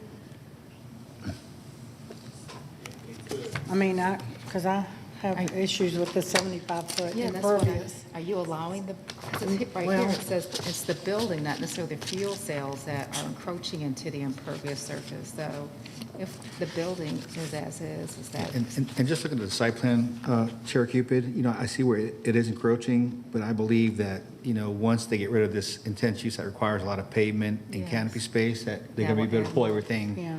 more south, out of those buffer areas. Okay, so you're Well, going to. and I could add the maximum 40% impervious, because that's what's allowed in LRC. Or even better, you could just put no variances to the stream or impervious buffers. Okay. That would resolve. Okay. So I can add that to my motion, and my second will, who was my second? I was your second, and I would Okay. agree with that. My only question would be, would you want to add a motion in there that the final revised site plan had to come back through as an other business item for approval? That way the community can see it prior to going through site plan review, because there will be significant changes based on this motion. Right. That, or I can add that the Marietta Cobb subdivision behind there get review of the final site plan prior to me signing off on it. And I'll meet with them and give them opportunity to weigh in. So I you're usually going to do amend that your with motion? HOA groups. You're But, going to amend your motion to say it's not? yeah, okay. I need to add to my motion the, no variances on the stormwater stream buffer, Stream buffer or pervious buffers. street buffer or impervious surface, and buffer. And also review by Cobb, Marietta, subdivision, Jewel Drive, neighbors, review of final site plan prior to district commissioner approval. Wasn't that Canton Marietta subdivision? Just so we record the name correctly. with I'm the sorry, clerk. Canton, Marietta? Okay. Jewel Drive. I know where you live. Okay. I'll second the amended motion. Is there any additional discussion? Call the question. The motion passes 5-0. Thank you, Commissioners. Okay, next case we're going to hear is LEP 11 of 2023. Rick Coleman requests a temporary land use permit renewal to allow firewood storage in land lot 874, the 17th district. The property is located on the east side of Leland Drive, north of Windy Hill Road. The applicant is present. Is there anyone here opposed to LEP 11? No. Let the record show there's no one opposed.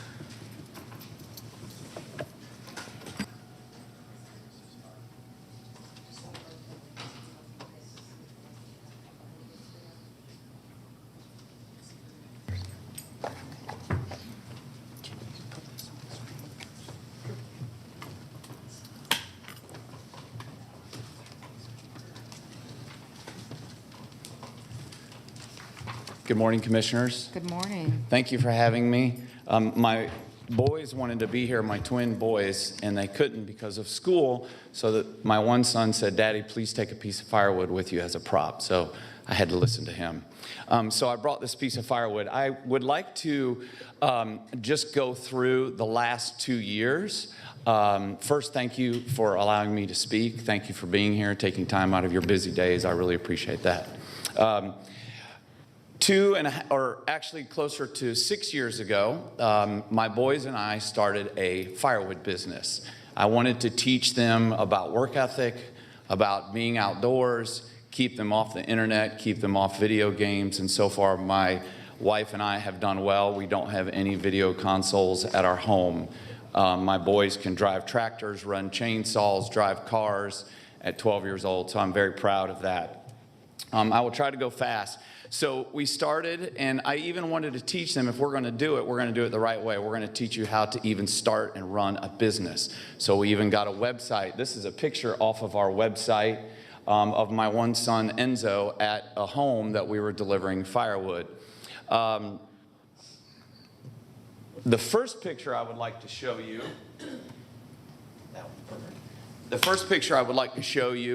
is 2 years ago, when you drove by my chiropractic office in Marietta, this is what you saw. It was very unsightly. We had a complaint that we had some firewood on the right-of-way.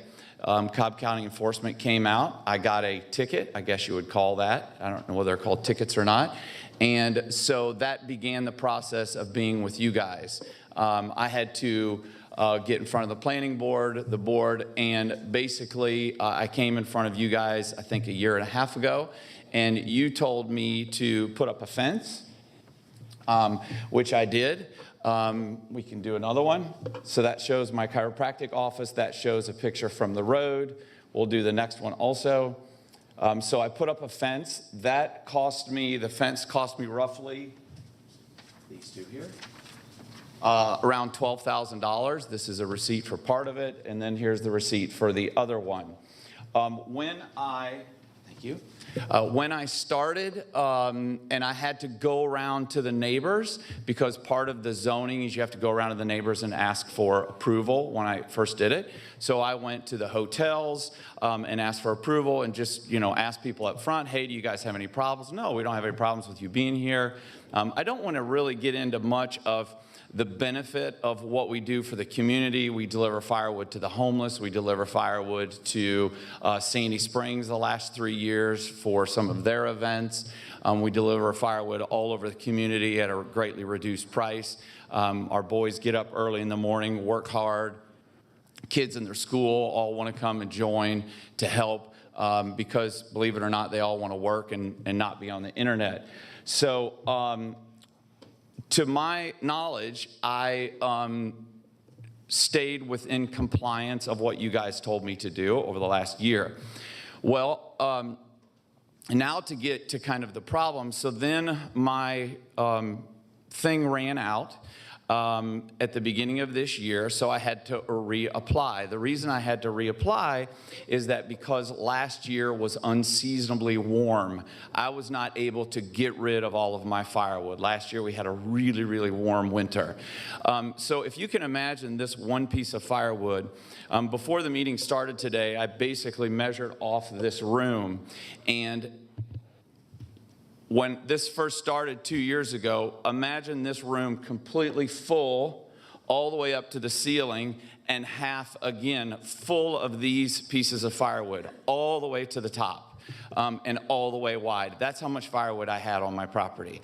I've been able to get rid of probably 2/3 of that over last year and then over the last several months. I have been able to get rid of it. I've been working tirelessly to get rid of it, clean up my property. If you look now, what you see, this is the current state. This is inside the fence, so no one sees this except for me. This is inside the fence. That's one picture. There's another picture of inside the fence. It's very clean. I keep it clean. We'll go to the next picture, and that's just one more picture of inside the fence that no one sees. And then the last picture is my Ford F-250 pickup truck. This is just a normal truck. This is what we do our firewood deliveries in. So I wanted to make sure that you guys understand the actual concept of what we are doing now. So when I reapplied again, I went to the zoning board or the board before you guys, commissioners board, and the nice young man said, hey, go talk to your neighbor. You did get one complaint about noise. I immediately that day went over to my neighbor, talked to them. There was a little bit of a language barrier, but I visited with them multiple times. I literally went that day. I'm a chiropractor. This is just the money that we make goes into my boys 529 account. I never imagined that I would end up being here in front of the board for a firewood business, but yes, at this point, it basically is a business that me and my boys started together. So I went to my next door neighbor.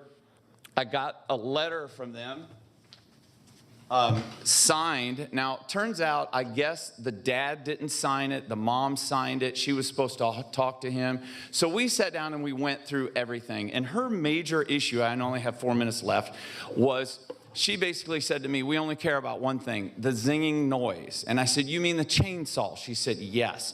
She said, we don't want it at this time of day and this time of the day. So from what I think I heard from the Officer Foster, I think I've only gotten one complaint over the last 2 years for noise.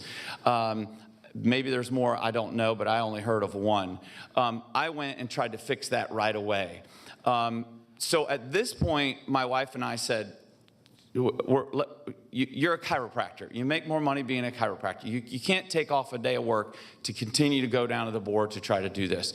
So this letter basically really, yes, we got her to sign it that said we like this, we don't like this, but really it's kind of a non-issue now. The issue that we're at right now is this. We want to move all of our firewood. We want to get it out of there. I'm done. We've already moved any of our machinery out of there. There's no chainsaws, there's no noise, there's no nothing. The only thing that is there now is probably half of this room filled with this firewood. It's behind the walls, no one can see it, but the issue, last one. So I went back over the last 4 years, and this is the main thing that I'm trying to stress to you guys over the next 2.5 minutes that I have. So the commission board said, yes, keep your firewood there, but have it gone by December 31st. Well, my issue is this. I am going to have to invest $12,000 in a dump trailer to get rid of this firewood. I'm asking the Board of Commissioners if you will just give me through the end of February to move the existing wood that I have there. Over the last 4 years, it doesn't get cold really in Georgia until January. My phone rings off the hook in January and February. We are delivering constantly. The board before us said, oh, move it out in December. And I was very frustrated because I didn't really think they understood. I know they understood, but if you look at this chart, you will see that basically 80% of my deliveries over a year are done in January and February where it's cold. People don't order firewood unless it's cold. And then they call me the last minute and say, we want to have a bonfire. We want to order firewood. That's January and February. So I am asking the board, we're done. We're moving out. We're going to find a heavy industrial spot to move our business to. We've already hired a person to help us with that. I'm already looking at 2 properties. I already have 1 lease agreement. I just got to see if we really want to spend that kind of money. But my issue is, and your issue is, clean the place up, get rid of the firewood. We're going to do that. It'll be spotless. There's nobody that likes a cleaner property than me. I am just asking you and begging you to save money and to give me through the winter season, which is January and February, not the end of December, to get my firewood moved out of there. If I can just have to the end of February, the end of March would be the best, because then firewood season runs through February, then that gives me 30 days to finish cleanup, everything to get out of there. It's going to be gone. You'll never see me again. There's going to be no more complaints. Like I said, the truck that you saw, I only have 18 seconds left. We literally back the truck up, fill it with this firewood, and take it to someone's house. That's it. So I'm just asking and begging that I can just have 2 more months to get through the firewood season to get rid of all the firewood. And I promise, you have my word, you'll never see me again on firewood. Down to the bitter end. Yes, that was right on time. All right, thank you. Is there anyone here in opposition to this application? Okay, not seeing any opposition. I'll turn things over to you, Commissioner. Thank you. And I'm glad you touched on the point that I was most looking for in here, is that, yes, I appreciate the relative compliance you maintained with this, but the main objective was to identify an alternative location and to provide that time period to do that. So, we know that this parcel is not optimized for any of this activity. And so, the recommendation is a denial on this, which is where I am as far as the motion is concerned. However, I am interested in a compliance time period to get up to code of 6 months. So that is where I'm leaning. But go ahead. Did you have a question for him? I didn't have any other questions. I have a question. What was the prior land use permit permitted for? It was supposed to end at the top of this year, or December of 2022, I perceive. So now we're in August. Yeah. This is already 8 months. So, to come to us 8 months after the fact and then ask us for permission into the next year, I think is generous. I know that it probably can't be removed overnight, but it should have been removed 8 months ago. Yes. Yeah, and I think code enforcement's here to address that, because there is a violation in here. My question to you, sir, would be, have you reached out to any commercial firewood businesses to sell it, the whole amount that you have in your yard now, to sell it for your son's fund? Most of the commercial firewood businesses that you have in the Atlanta area are not local. We pride ourselves on being local, and that would just be like people call us because it's local wood, local people doing the deliveries, local work. We're not a big business out of another state, so I haven't reached out to anyone for that.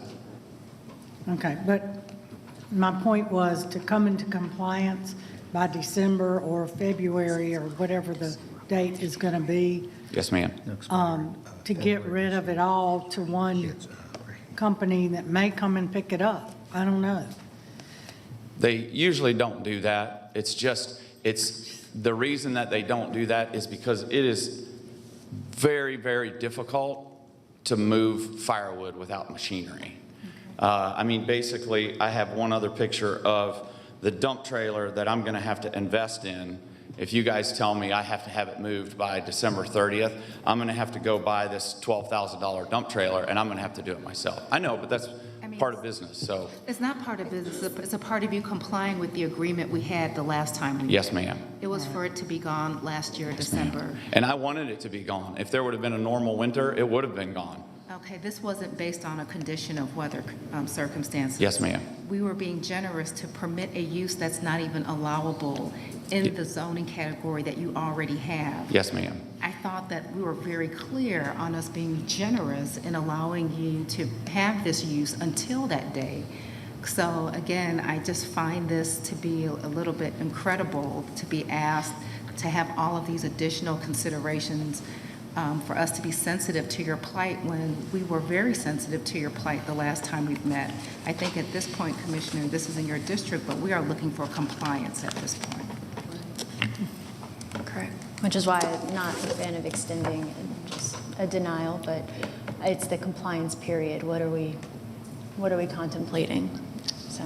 And I think that the commissioner's trying to be reasonable with you, but it's based on her reasonability. It's not based on local, not local. It's not based on any of that. It's based on us trying to make sure that we are sticking to the agreement that was had over 8 months ago. And having a use that is permissible within this area here where people live. Right. And if I can also add, when we approve these type of applications, it's not just consideration for the applicant. You're not just asking for consideration for your situation or for your business. But what you're also asking us to do is to consider inconveniencing the neighbors. And in this case, also Best Western. So, you know, when we step out and say, okay, we will agree to do that, we're not just agreeing to what you're asking, but we're also putting the neighbors at a disadvantage because of what you're asking. So to go beyond that is just not something that I can support, because now you're asking me, because of the hardships that you have shared, financial or otherwise, now you're asking me to put the neighbors in this same situation for an extended period when there was ample time to find a solution for the firewood. So I can't support this application. I'm sorry, typically at this point, we are deliberating with the board. This shouldn't even be a conversation with the applicant. You can have a seat unless you're called back up. Thank you.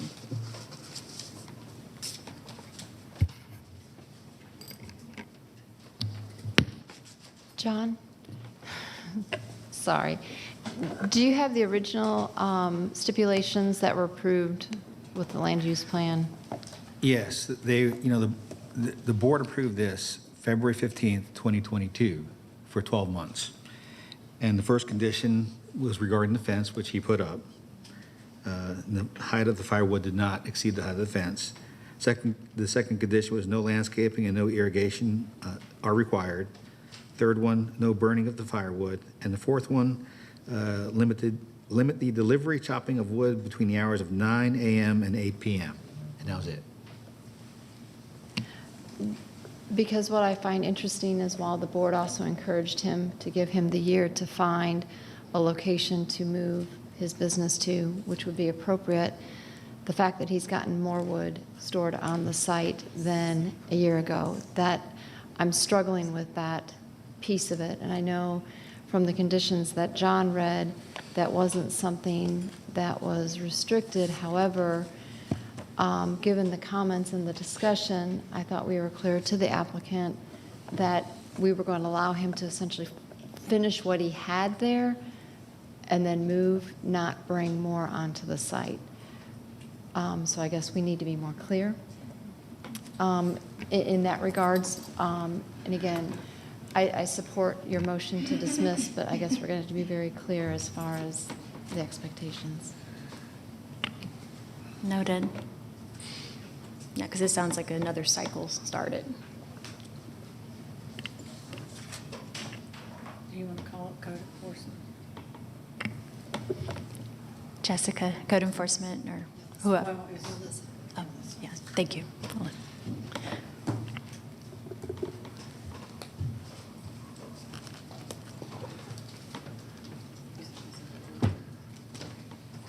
Good morning. I'm Yolisa Faustin from Cobb County Code Enforcement. I've been inspecting the property since the complaints have come in. Right now, we have 2 businesses sitting at the property. So the property is located on Leland, and behind the property is apartments, and also across the street is a hotel and another hotel to the right of the chiropractic office. The property is not zoned for heavy industrial as it should be. It's zoned for office use only. So, that's another issue with a heavy industrial business being right there. The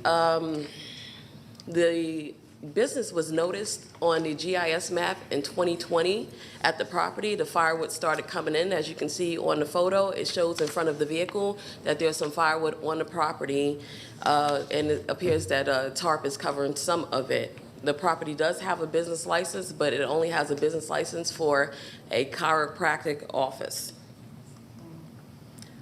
On March 17th of 2021, we received a complaint in regards to the processing of wood on the property, and the firewood was obstructing Cobb County's right-of-way. According to the Muni Code, the ordinance for obstruction of the right-of-way, which is 106-10C, the right-of-way shall be kept clear of any form of unnecessary obstruction. Anyone not having written permission from the County Department of Transportation to place any type of structure or material, including junk or debris, on the right-of-way shall be subject to legal action and prosecution as provided by law. So at the BOC hearing for February 15th, number 1 stated that there shall be a 6-foot fence around the perimeter to obscure the site of the firewood. The height of the stored firewood shall not exceed the height of the fence.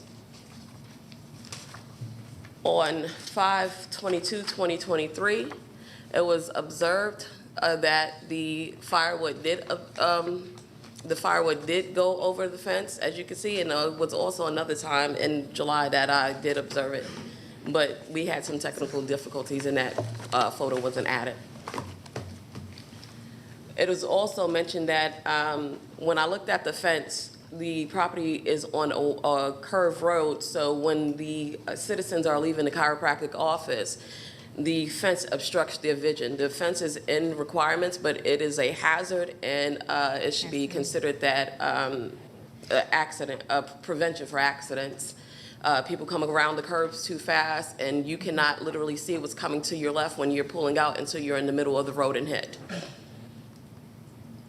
So during the June 6th Planning Commission hearing, Dr. Rick was asked to meet with the owner of the Best Western and discuss the complaint to cease intake and processing of trees on the property, reduce the amount of firewood on the property, and find a new location to legally operate the business. He went to the hotel and he submitted the letter that he had signed that he already showed to the board, but he did not meet with the owner. He met with the owner's mother, who is a manager, and wanted her to sign an agreement to allow the business to go until March of 2024. And the first time this application was approved on the first zoning hearing, it was signed off by a front desk employee late at night. So there's been avoidance of meeting with the actual owner of the business to get permission for this to go on. And the owner of the business is the one that's complaining about his hotel guests being disturbed, and also the site of having to look at the firewood across the street, along with the fence not looking good and not going with the area. This is what the property looked like on 7/25 when I inspected the property with Dr. Rick.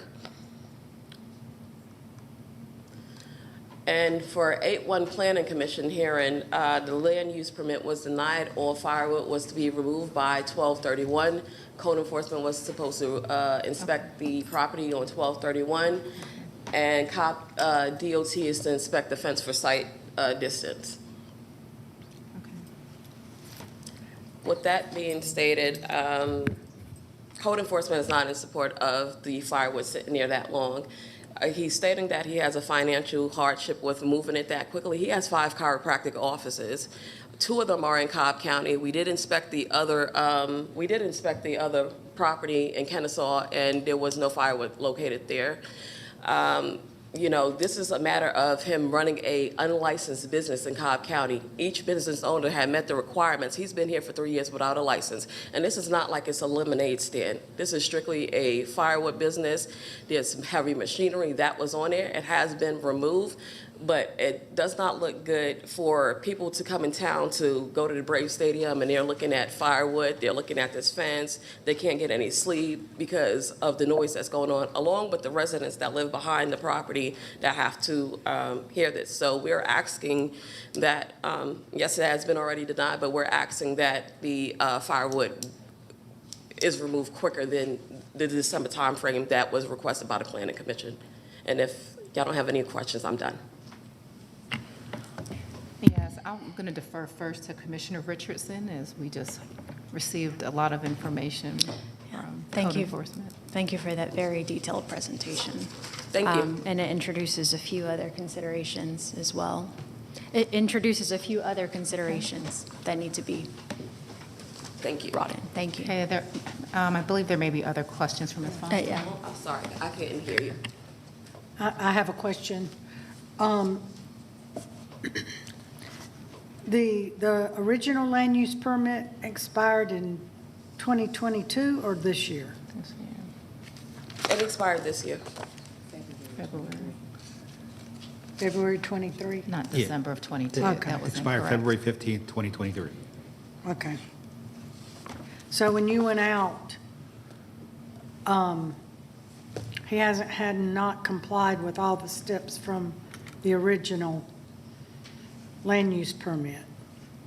But he did have the equipment removed when Yes, you ma'am. said he couldn't do any more cutting or firewood? The equipment was removed after the Planning Commission meeting. It was either in June, and they stated that that stuff had to be removed, and he is not to process anything else. So that's why the equipment was removed. Okay. But his permit had expired, his land use permit had expired. Yes, ma'am. Okay. No, that's all. I just had a question for clarity. You mentioned that the equipment was moved in May, did you say? No, ma'am, it was moved after June because during the. Of this year, though? Yes. Okay, After the so you planning- had, I'm sorry, go ahead. After the Planning Commission hearing, it was stipulated for him to remove the equipment and not to operate the business at all. The only thing that he should have been doing was actively removing the firewood off of the property. Right. So he started doing that, but in the midst of doing that, he's still trying to get what he wants, and he's across the street trying to work out an agreement, and nobody advised him to have this agreement for this property. Right, but so that I'm clear, since the original approval of 2023, it was stipulated to have equipment removed from the property. Yes. And in 2023, there was still equipment at the property. You're talking about the 2022 stipulations? No, 2023, you mentioned it after the Planning Commission meeting of this year Yes, is ma'am. where it was also determined that there was equipment on the property. He removed it after, yes. Okay, And that was before the next hearing. okay. The dates, we should have had you speak first, Ms. Foster. I think you would have helped to clarify a lot of the dates, but I think what's clear is that there's an operation that's going on here that is not compliant with the original land use, with the business license, or with the land use permit that was issued.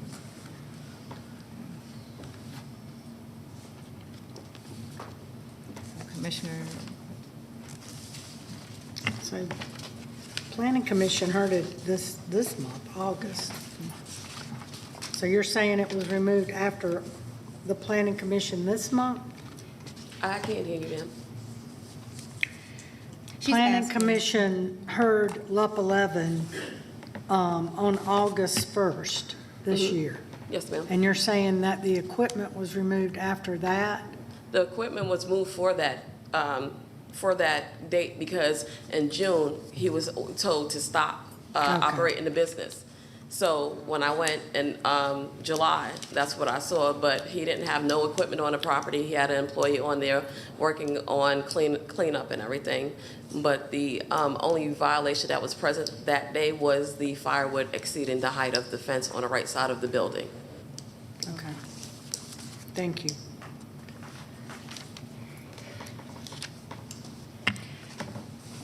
Do we, I mean, certainly the Planning Commission recommended December for compliance. Is it about 4 months? Is that, do we think that that can be? I think that's the most generous time period. I think from what I'm hearing from code enforcement, they're suggesting an earlier time period. I will defer to you, but I can't support anything beyond December. And I would lean towards code enforcement suggestion and find an earlier date for that firewood to be removed. So, because part of what I'm also hearing is the fence and its inability and so what I do want to include as well is removal of the fence. So are we looking, I mean, if it's obstructing site? Yeah, that's my concern because Ms. Foster said that the fence is compliant. And so you have somebody who did spend $12,000. So I don't know how that was approved, but that's where I get concerned about hearing that it complied. When we have stipulations like that, John, does the applicant need to work with staff when erecting anything that's stipulated, a fence that's stipulated? For, generally, for a fence, he does not need to get a building permit for it. So he would Okay. just install it. Got it. But the one thing that came up during the hearing was it might be blocking sight distance in one direction. Yeah. So one of the conditions in the PC rec was for DOT to go out there and confirm that sight distance wasn't being jeopardized. Okay. It'll be an expense, but. And then, John, will DOT...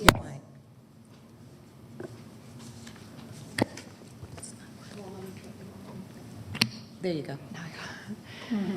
John, when DOT goes out, will they also ensure that the fence was not installed within the right-of-way that would be causing the obstruction of view?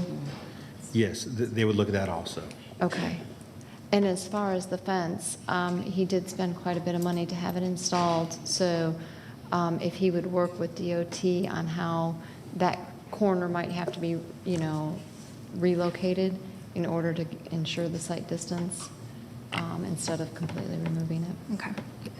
I mean, go ahead. And just my recollection of the fence, I thought the purpose of the fence was to hide the fire. Well, not hide, but to block the view of the firewood. So otherwise, the fence would not be there. Right. And at the time we approved the application of February of last year, the applicant agreed to making the investment in the fence because I guess the thought was the investment in the fence was just simply a cost of doing business. So I know that money was spent to put up the fence, but that was done for purposes of the firewood, so. Right. From the pictures, my concern is that it's in the right-of-way and not just obstructing. Oh, the fence is in the right-of-way. No, we don't know. That's a part of what we're looking at stipulating to work with DOT, but Yes. that would be my concern, is that if it is, then it's also. But even if it's not in the right-of-way, with the view being blocked, I guess DOT can determine. Right. It still has to comply with sight distance Right. requirements. Okay, I think DOT wants to come in. If you- Why don't we have Yeah. DOT? Yeah, sorry. Thank you. Listen. Thank you, Trade-off. Yolissa. Good morning, Ligia Floren, DOT. Good morning. Good morning. Good morning. So our traffic operations team did inspect the site, and they did confirm that it does not meet the site distance for the 25-mile-per-hour road. It should be 280 feet to the left of the driveway, and it's only 113 site distance right now. it will have to be moved. Is it in the right-of-way, though? I'm not sure. I don't think it is in the right-of-way, but it is along the right-of-way line. I don't know for sure if it's 1 foot inside or outside. But we know it doesn't meet site distance. Okay. Yes, ma'am. Yalissa, did you want to add something?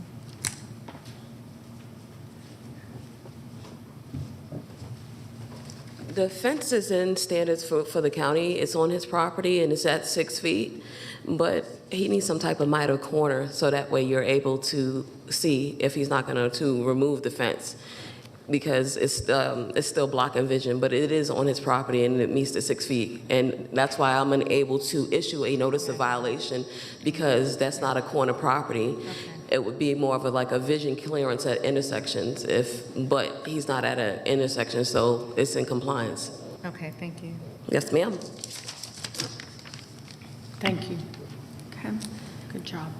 Thank you. Thank you. Is there interest in modifying, like in saying, working with DOT to Yes. modify the fence? Yes. Okay, all right. I think that was Planning Commission's, one of their steps, too. So, The line of sight. I remember when this came in originally, and I think I was the only one opposed to it, but it is in the APZ zone. And that was my reason, one of my reasons. So, HI is permitted in, this is a It's- HI that- use. That's not HR, though. It's a type of use. It's for a LUP. It's industrial. I mean, if that was existing. I did have one question for the applicant with regards to the Best Western discussion.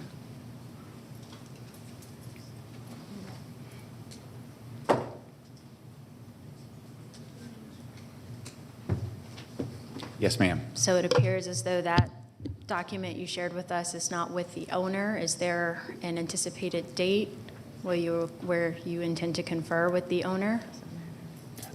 My hearing's terrible, I'm sorry. Sorry. I was saying, it appears that the document you showed us was not with the owner of the Best Western. Is there a date or a meeting where you anticipate conferring with the owner of Best Western?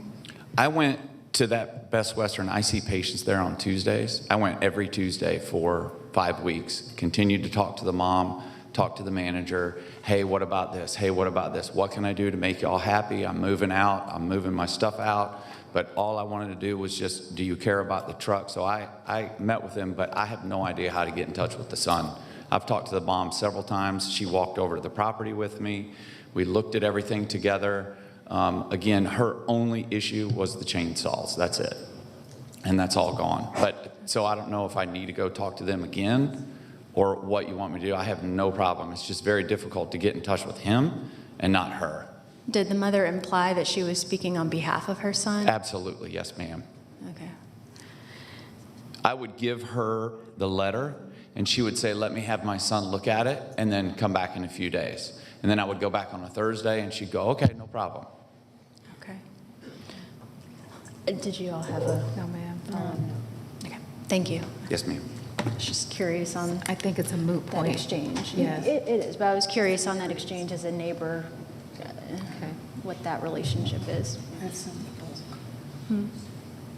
It's in our bill, the neighbor's letter. Email. So right now, we're looking at All right. a motion with some time frame added to it for the removal of Yes. So what I'm contemplating is splitting the compliance for the firewood and then the other components, like working with DOT for the fence. So I will make my motion at this point. A motion to deny this application, LUP 11, with compliance on removing all firewood by December 31st. That all operations do cease in between then, except for the removal of that firewood, that there is a discussion with DOT to determine what modifications can be made to the fencing in order to improve the site, in order to meet the site requirement per that turn. And then I am interested in making sure that this does get registered as a business with the county. For the discussion with DOT, that's where I'm interested in the 6-month, I guess it's a complicated motion, but 6-month time period to come into compliance with DOT's fence modifications. Okay, is there a second? I will second if you would amend your motion. We need to say December 31st of 2023. Thank you. And then also a specific date for the fence. I know you're saying 6 months, so do you want to do February 14th of 2024? Can you give a specific date for that, please? Thank you. So to modify my motion, just say December 31st for the removal of the wood of 2023, and for February 28th of 2024 for compliance with for any modifications offered up by DOT with the fencing. And then as far as the business license that you want them to obtain, when do they need to obtain that by? December 31st. Is that something that we You're not going to tie the business can? license back to the SLUP. If the business is leaving, he doesn't need a business license. There's no need for a business? No, there's still a firewood business operating in the county. It's not using this parcel. Then you but- can't, if it's not using this parcel, you can't Okay. tie this Okay. land use piece That was to kind of the my business question. license. So I said I was interested, but I didn't know if it, okay. Just for additional consideration, Commissioner, a stipulation to include no additional firewood to be stored at the location or equipment to process wood at the location. Okay. Adding the additional language to that motion for a stipulation that to be compliance, that no additional firewood to be stored there or equipment for processing. And I'll still second that motion. Thank you. Is there any additional discussion? I'm in support of your motion. I have little confidence that all that firewood is going to be removed. If you give a date all the way to the end of December, I almost feel like you need to provide an earlier date, and it might be gone by December. I don't have confidence in this site, and the neighbors have been dealing with this far beyond the time frame which they should. This is not an expected activity for that corridor, so we're being considerate of the property owner. I just don't think this is being very considerate to those that have had to deal with this noxious use, but at least this provides you a path forward for disposing of this use at the site.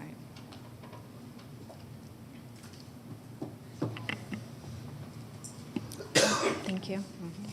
All right, with that, we'll call the question. Motion carries 5-0. Thank you, Commissioners. Okay, next item on the agenda is rezoning case C-25. Tanner Hamzawi requests a rezoning from R20 to RM12 for townhomes in land lot 745 of the 17th district. The property is located on the east side of Lee Road and on the south side of East Lee Road. Is the applicant present? Is the applicant here, Tanner Hamzawi? Is there anyone here opposed for rezoning case Z-25? Wow. Okay, Commissioner, how would you like to move forward? You know what, while she's counting? Yeah, at times when we haven't had the applicant here, we have provided time to call the applicant and see if they're en route, if something has occurred. We can move on to the next cases while we provide some time for that. How many? 6, okay. Let the record show there's 6 people here opposed. Kevin, is this your case? Oh, okay, just asking. Sorry. That's okay. I would ask that we extend the same courtesy when we don't have others that show, unless there has been some implication from the planning hearing that they weren't planning to be present. Okay, we're going to call the applicant up, and we'll put this on hold for right now and come back to it by the end. So at this point, we're going to move to other business.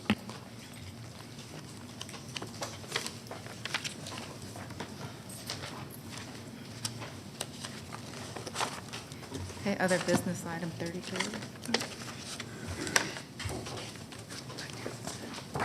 Okay, first item we're going to hear today is other business item number 33 of 2023, which is to consider amending the stipulations for New Oak Real Estate LLC regarding rezoning application Z91 of 2015 for property located on the east side of South Hurt Road across from Donna Drive in land lot 96 and 121 of the 17th District.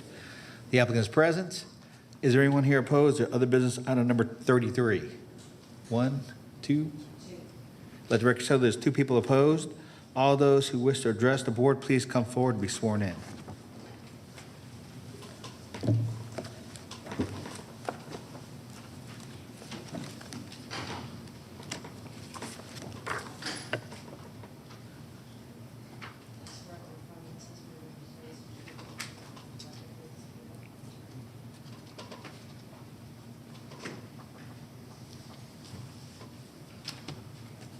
Yes, sir. Good morning. Thank you, Commissioners. My name is Henok Dombek. I'm from New Oak Real Estate. First of all, I apologize on my English. I'm not American, and it's not my mother tongue. I'm the developer of the lot at 3866 South Hart Road, and we are almost done with the development.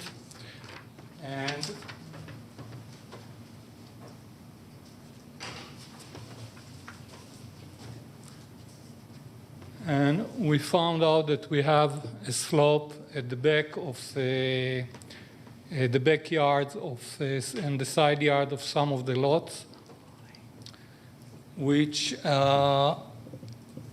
reduce significantly the backyard. It leaves us only about 15 to 20 foot long flat yard at the backyard. And if we want to add a deck or a porch in the back, it will actually, the houses will not have any backyard. So for the welfare of the owners and to provide a reasonable outdoor living space, we are kindly asked to reduce the front setbacks from 35 feet to 20 feet. For lot 1 to 6, we ask it also for lot 1 to 3, just that the community will look the same. On lot 7, we cannot do it because of the easement, so we are not asking it. That's it practically. This is the first point. The second point is in the rezoning hearing that took place back in October 95, one of the stipulations was that the homes to have 60% bricks, stuck stone, or stucco. We kindly ask to add another material, which is board and batten fiber cement siding.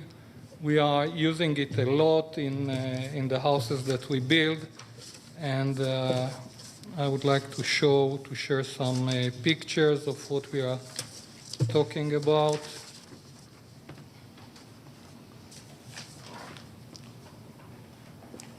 This is the style. And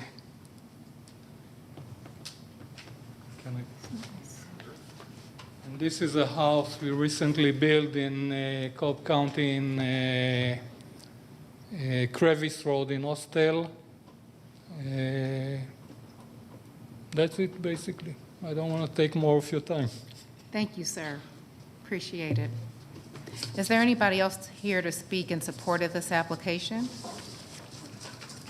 Okay, seeing none, we'll now hear from opposition.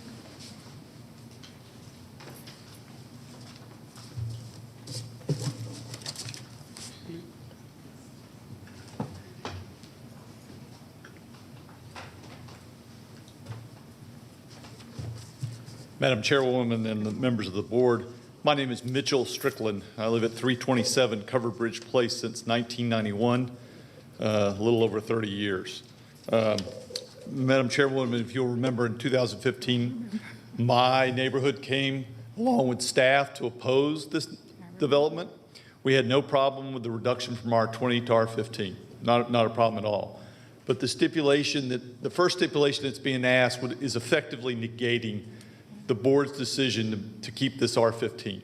It effectively makes it what is it, R5 or whatever originally was asked for back in 2015.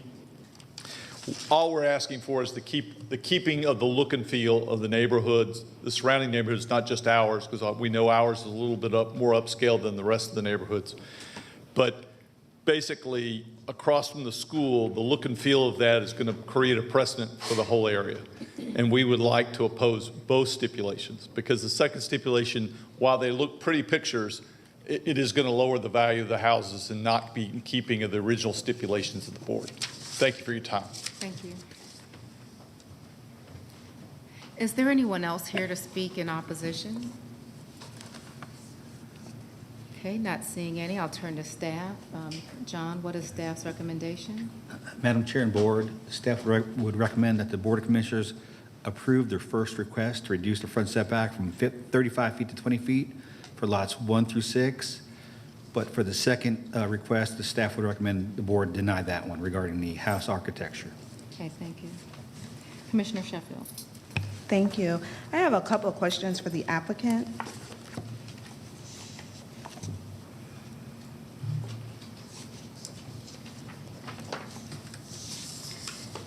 Hello. Hello. On the application, you make reference to a tree protection buffer, but staff comments indicate that there's no such requirement on that property. If you can share with us on the site plan that you shared a short while ago, if you can just point out where that tree protection buffer is located. Okay, I used the wrong terminology in the application. Okay, okay. And I want to show it.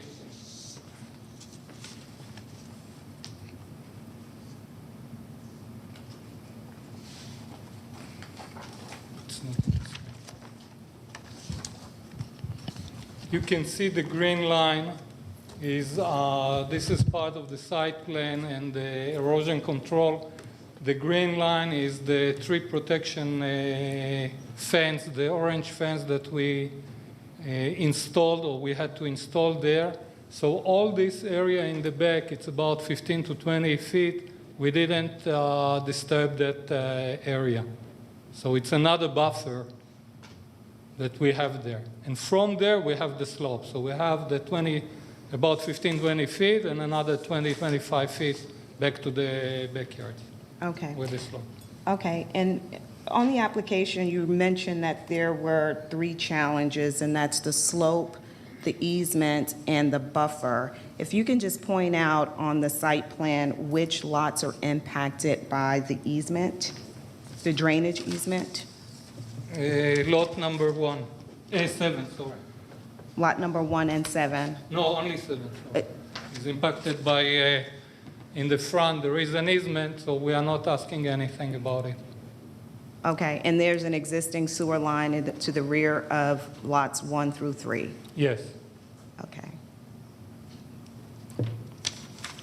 Okay, regarding the elevations, why are you seeking to revise the elevations?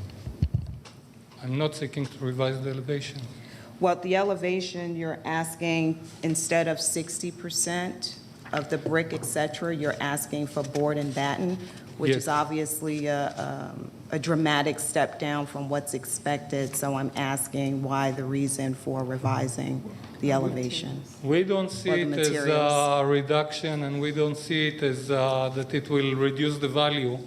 If you will see today, look today on new subdivisions, most of them are, instead of bricks, they are done with board and batten, or a board without battens. But this is the new architecture that we see, the new designs that we see today, and this is what we are doing. If the board will deny it, we'll do the bricks. I mean. Okay, thank you. That's all I have. Do you guys have anything for him? No? I may revise the stucco. I was going to Yeah, ask John just if to- I could yeah. do that, even if I deny the second part of that, if I can remove stucco? Or do I just deny that part without revisions? And the board can put any condition they need to on the property to help, govern what goes on with the property. If you feel there's a need to address additional architecture or say District Commissioner approve the final elevations, you can definitely do that. Okay. And the final elevations will include building materials. We are not going to do stucco in any way, so that's easy. Yeah, stucco presents a challenge over time. Okay, thank you, sir. I don't have any other questions unless you guys have some. I do. I have a question either for John or the applicant. It looks like there's 3 lots impacted, 4, 5, and 6, but the modification on the other business application or staff's recommendation would be to allow modification to lots 1 and 6. Well, it's 1 through 6. It's 1 through 6 because he has room to move the houses up to 20 feet. Lot 7 has a storm drain in front of it, so he can't move the house up on that one. Okay, but everything else would shift up because of the Slope and Thank trees. you. All right. Okay, makes sense. Thank you. We appreciate you joining Thank us you. today. Joining us today and sitting through our hearing. Yeah, sure, go ahead. So with the change in the setbacks, would all the lots still be 15,000 square feet minimum? Okay. 15. Oh, those are lots in that house. Yeah, Okay, yeah. nothing changes. So topography challenges are sometimes met when developing property, and sometimes these things are just outside of our control. And I appreciate the previous speaker's comments with respect to the negating the board's decision of R15 some years ago. But again, once land is cleared, sometimes topography challenges are presented and they're outside of our control or the developer's control. But in this case, the drainage easements and the slopes present a challenge that's beyond the developer's control. And I do support staff recommendation of approval of that particular hardship. However, the request for the revised elevation does not meet a criteria for a hardship. And while I understand that that's the style of today, that's not what was agreed to.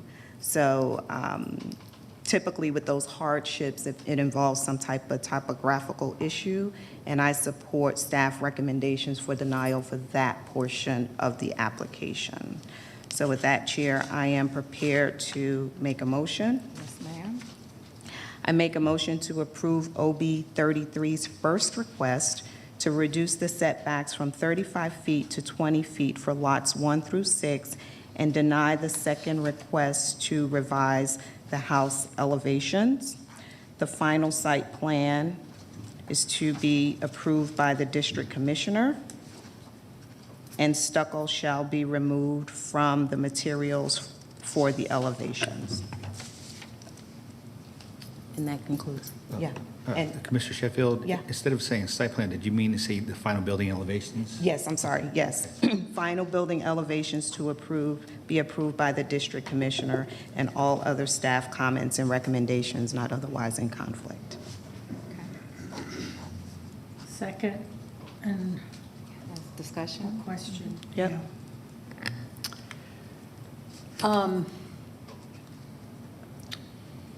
Does that allow for board and batten in a combination of stone or brick on the elevations?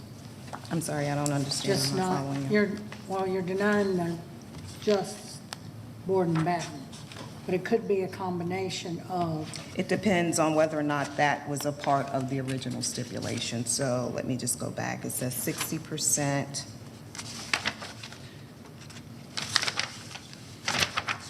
And you're correct, Commissioner Sheffield. It's 60% brick, stacked stone, or stucco in the front and 2 sides. And then the balance of the materials could be cement lap siding, cement shake, or cedar shake shingles, or combination thereof. So if you want a board and batten, you just need to add that also. Right. That's the top part of the house. I think I'd like to leave it as the district commissioner to approve the final elevation. Okay. Yeah. Then would you need to modify your motion not only to approve the final elevations, but materials?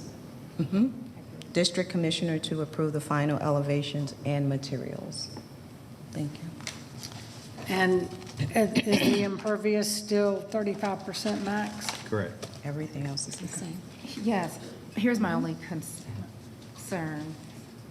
Are we still keeping the three-sided materials, or is this going to modify that? Could another commissioner come in and modify that? It's still going to be three-sided materials for 60% of the three sides. Okay, all right.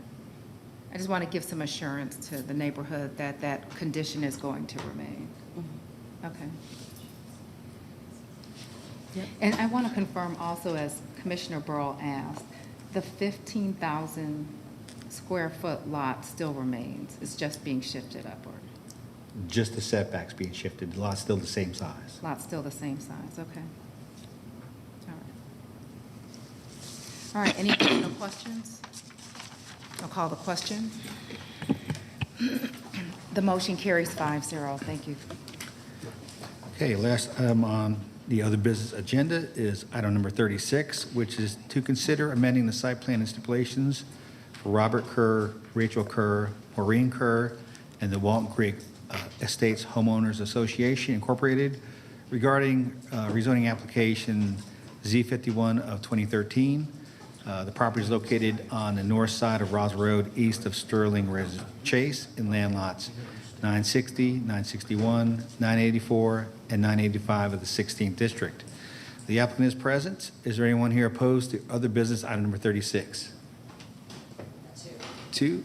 Okay, let the record show there's two people here. Three. Okay, let the record show there's three people opposed. All those who wish to address the board, please come forward to be sworn in.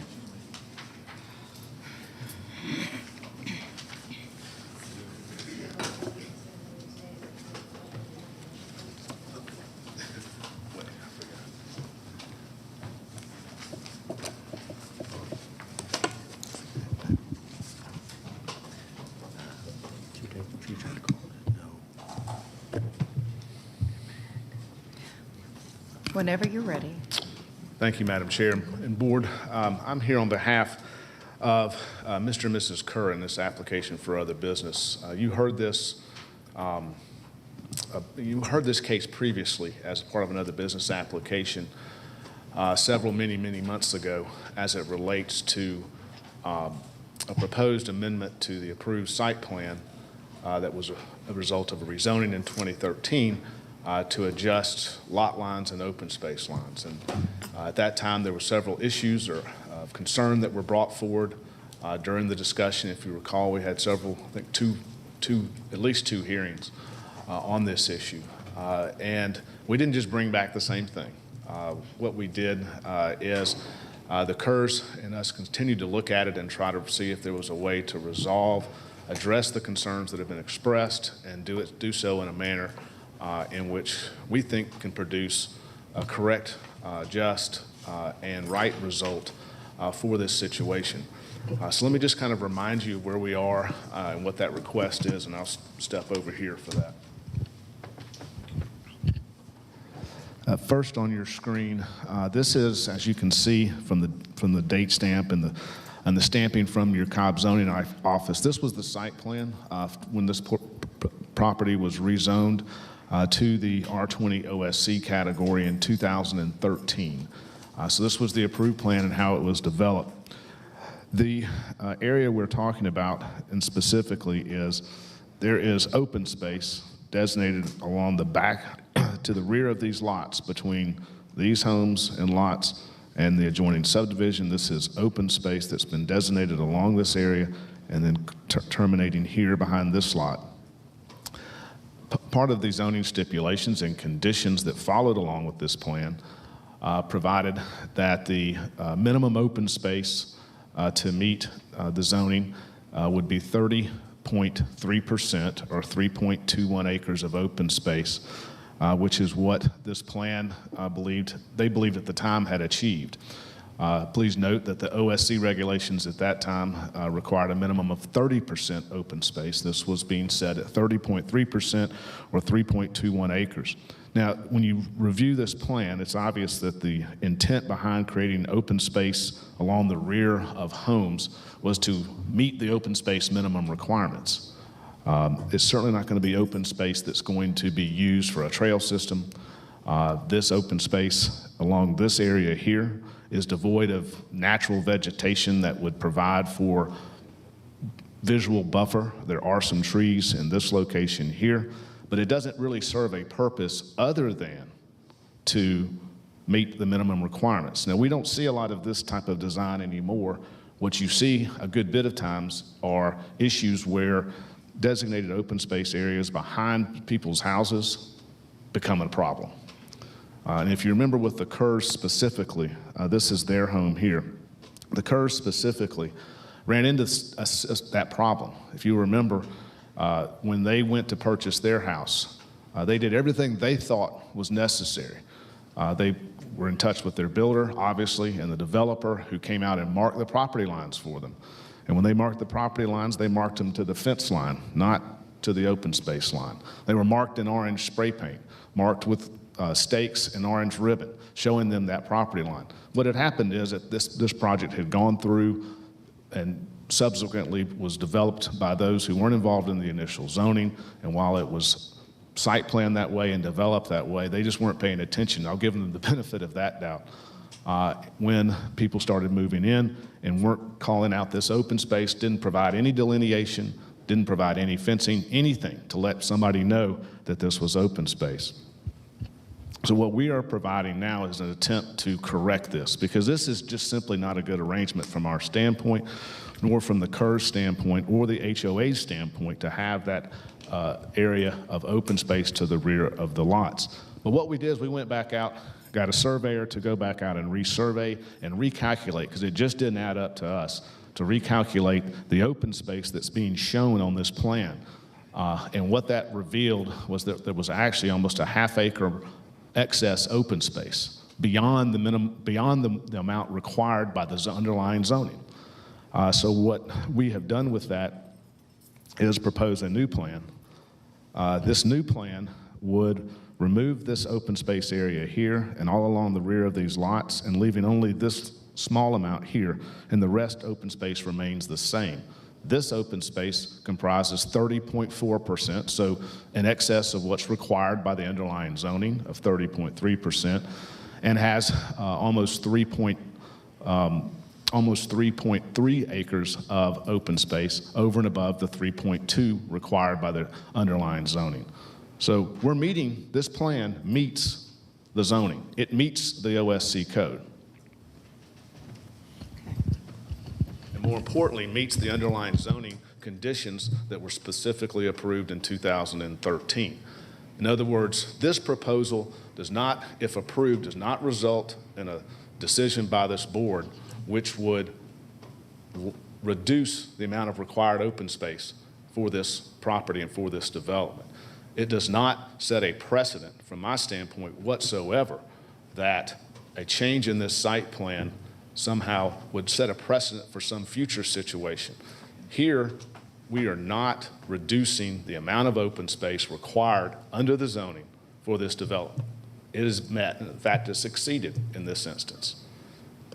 We just think that from a standpoint of improving a plan for the benefit of the actual homeowners who are going to be buying houses and the actual homeowners association that are going to be here, it's a far better plan from that perspective than what is currently in place. Again, nowadays, for a good while now, we haven't seen OSC type plans that do this anymore. It's been discouraged both from a staff and board level. We haven't seen a whole lot of it. But from our standpoint, being able to do this fixes a problem without creating its own problem. It addresses a site plan and a layout and a design that, frankly, this is far better. It doesn't leave open space to nowhere behind homes where people have no idea whether it's part of their house or part of their lot or not. And yet it still keeps this subdivision and community within the zoning code, within the OSC regulations, and within and completely 100% consistent with the stipulations and conditions that were put in place in 2013. Lastly, if you'll remember, the Kerrs, who I showed you, they live in lot 6 there in the cul-de-sac. If you remember, they were the ones that, when they were shown where their property boundaries were, they ended up putting in a small knee wall, if you remember, within that area. They actually added trees to a section that didn't have any trees, beautified that area. One of the concerns at that time, if you remember, was if it was to remain open space, you wouldn't want that wall there. But if all of this is now removed so that it creates lots to the property line, but still meets the minimum required open space, I think we're able to reach a resolution from our standpoint that not only advances better land planning, better site planning, but also has a result that doesn't punish the wrong person and doesn't punish the wrong people, being Mr. and Mrs. Kerr, who expended that money, expended those resources, who would love to have that use of their yard. To deny it just punishes people, to me, unfairly, when granting it, in my mind, does no harm at all. With that, we respectfully request your approval. Both myself and Mr. Kerr are here and available to answer any questions that you may have. Thank you. Thank you. With that, we'll hear from opposition.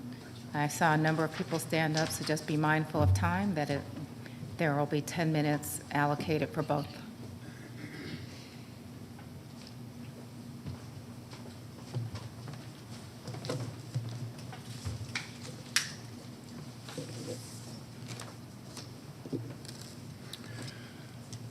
Madam Chairwoman, Commissioners, my name is Richard Crome. I am President of East Cobb Civic Association and ECCA Case Manager for OB 36. In May 2013, after vigorous negotiations between the developer and the neighbors, Z51 2012 for Walton Creek Estates was rezoned from R20 to R15 OSC with the stipulations and the site plan approved by the Cobb County Board of Commissioners. Item 11 of the stipulation states, in part, commonly owned open space exists to the rear of the respective properties and cannot be built upon. Item 12 of the stipulation states a conservation easement shall be recorded, along with the subdivision's covenants in Cobb Superior Court deed records for the purpose of protecting the open space from development in perpetuity. The applicant previously petitioned in OB 22 in May of 22 to buy the OSC property behind their home. And after 2 continuances and 2 Board of Commissioner holds, the applicant withdrew their petition in September of 22, but did not take down the wall nor restore the open space community property they had landscaped behind their home. In September of 22, a conservation easement for the Walton Creek Estates OSC was filed by the developer as required. ECCA's understanding of a conservation easement is that no matter who owns the property, they cannot change or develop it.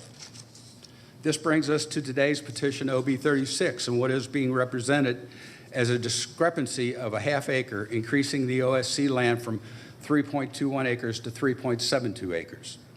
Now the applicant would like to undo an integral piece of the aforementioned negotiations and redo the site plan. The applicant proposes that because there is approximately a half an acre more than a minimum OSC land of 3.21 acres previously stipulated, that the approved site plan be changed and that lots 5, 6, 7, 8, 9, and 10 be deeded additional property.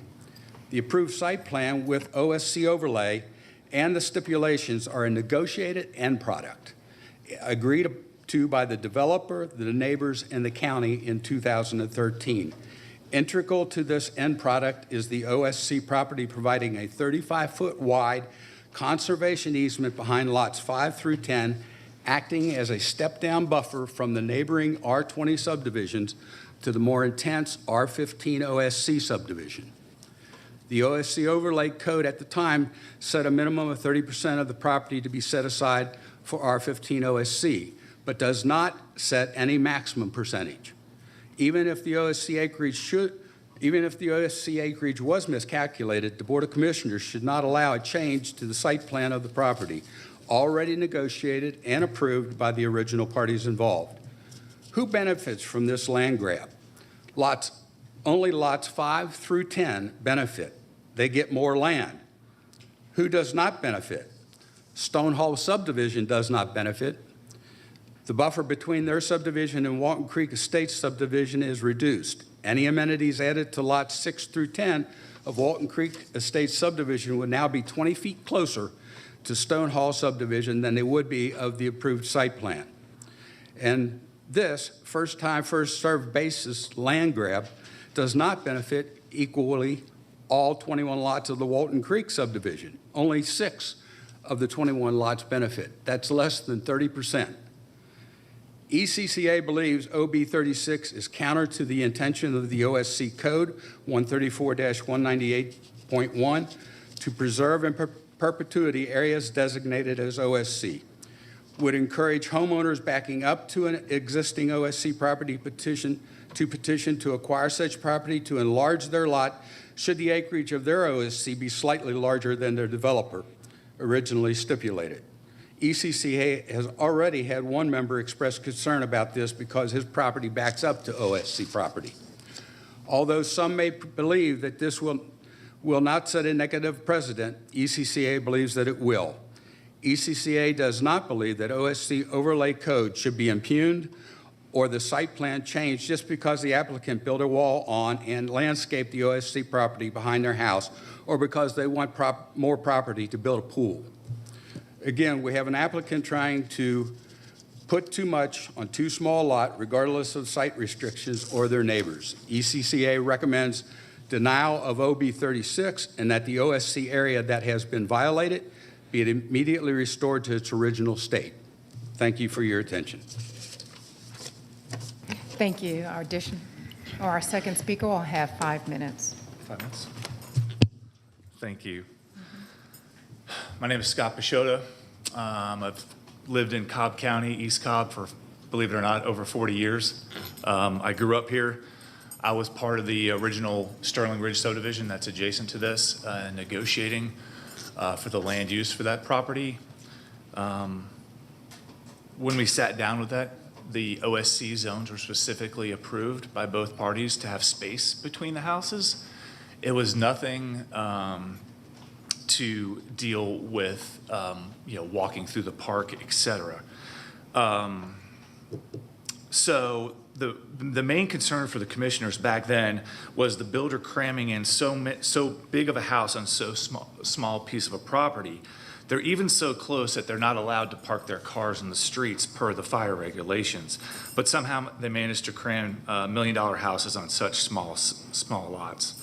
I specifically want to point this out because looking at the property in question, all you have to do is go online and look, and you can always see your property lines online. It's clearly they've already blown through their deeded property, and it's clear, in my opinion, the developer knew this as well because you can see the back wall and the back fence goes right along their property line. So I mean, hearsay, but I don't think that the builder deceived the owner because the builder knew exactly what was going on.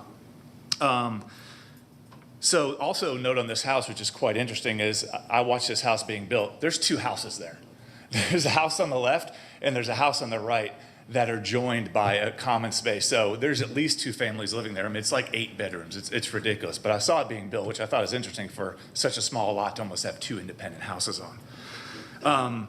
So back to the main point is the OSC was negotiated in good faith for perpetuity.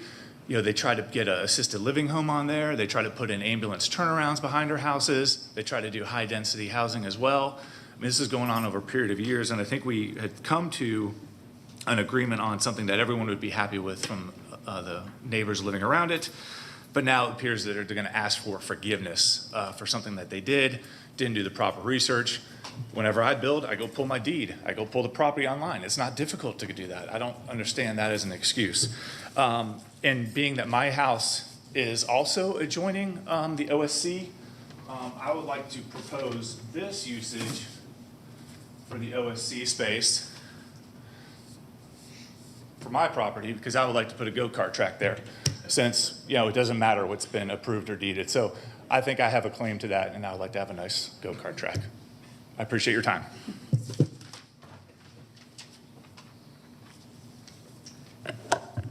Okay.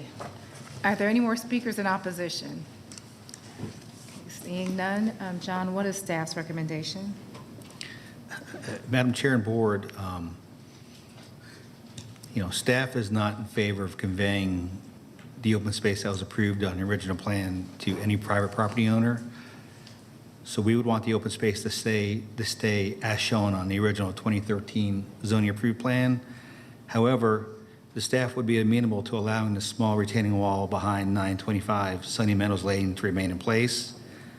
Number two, the owner of 925 Sunny Meadows Lane or the HOA to replant the area behind that house to its condition prior to disturbance, and all previous conditions to remain in effect, not in conflict with this recommendation. Thank you. I'll turn things over to you, Commissioner. Thank you. And John, you were sharing something with me earlier today. If you could just share a little bit more context on what that is, and perhaps we can enter it into the record as well. Okay, and when this came through the first time last year, the developer had not conveyed the open space to the HOA yet, and the conservation easement was not done yet either.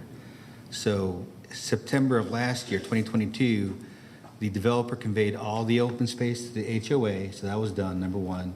And then later in September, the conservation easement was executed to protect all the open space. So at this point, I think it would be a little messy to unwind the open space because it's deeded with the easement in Cobb County's favor. So even if the board approved this to convey the property to the owners of those lots, we'd have to have an agenda item come back and amend the conservation easement. And I just think that would be too messy to do something like that. So the staff recommendation would be to leave it as is, but to allow that wall, and you can kind of see it on the photograph where it is. It's on the very back of the lot, and they did plant some cryptomeria or lelands back there, but they would need to plant some more to make up for the area that they actually went into. But, to answer Commissioner, to answer the Commissioner's question, they did record the conservation easement in September of last year. Thank you. And then I did want a clarification question for what's being presented from the applicant.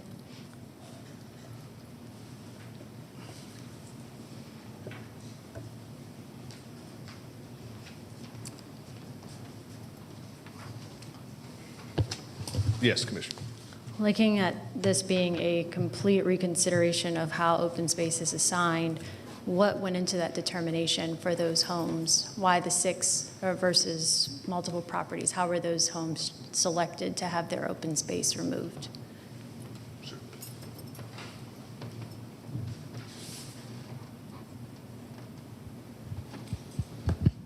I'm just going to turn to the plan so I can show you. I'll start with the underlying zoning approved plan.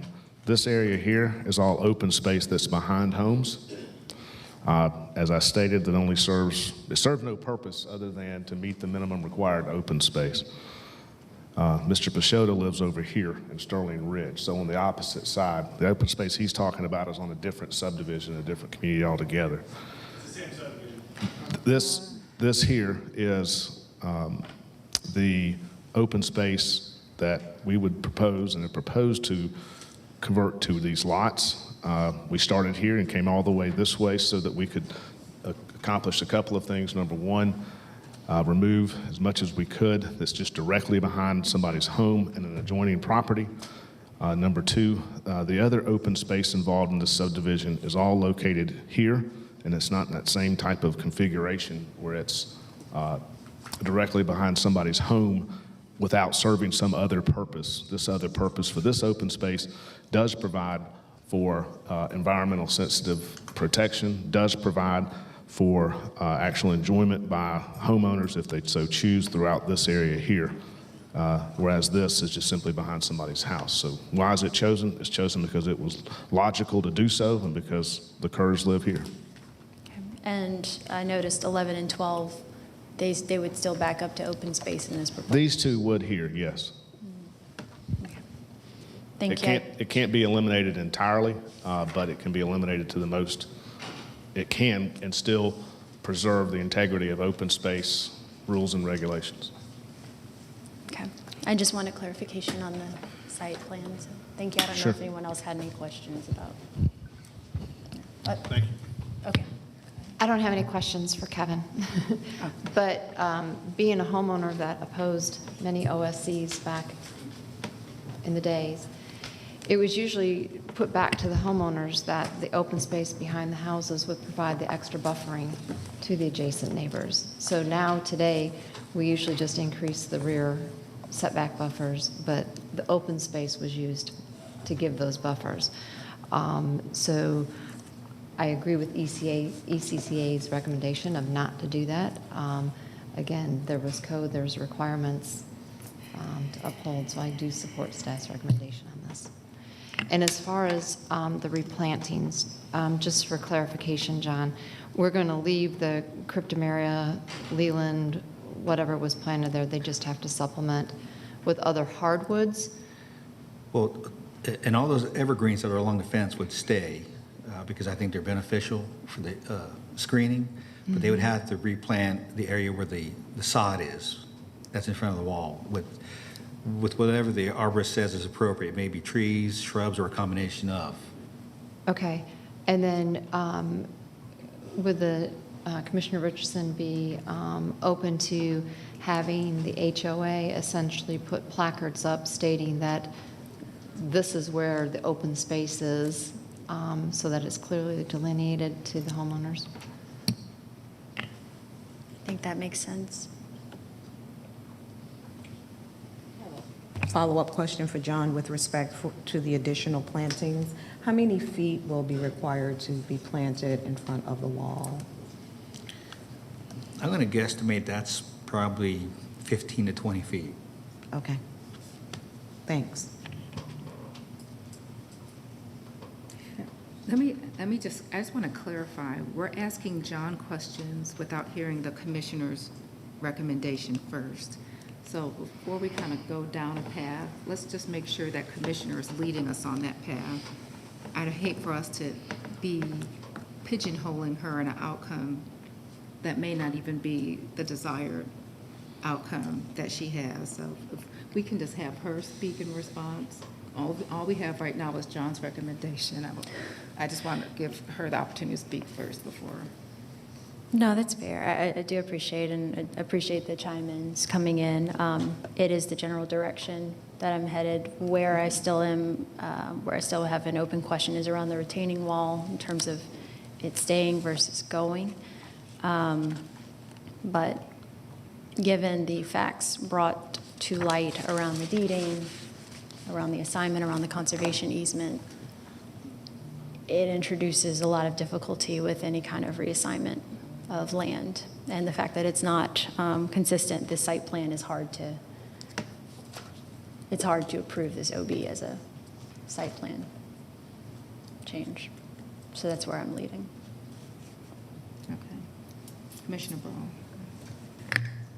Is the retaining wall in the open space or the conservation easement, or both? Both. Okay.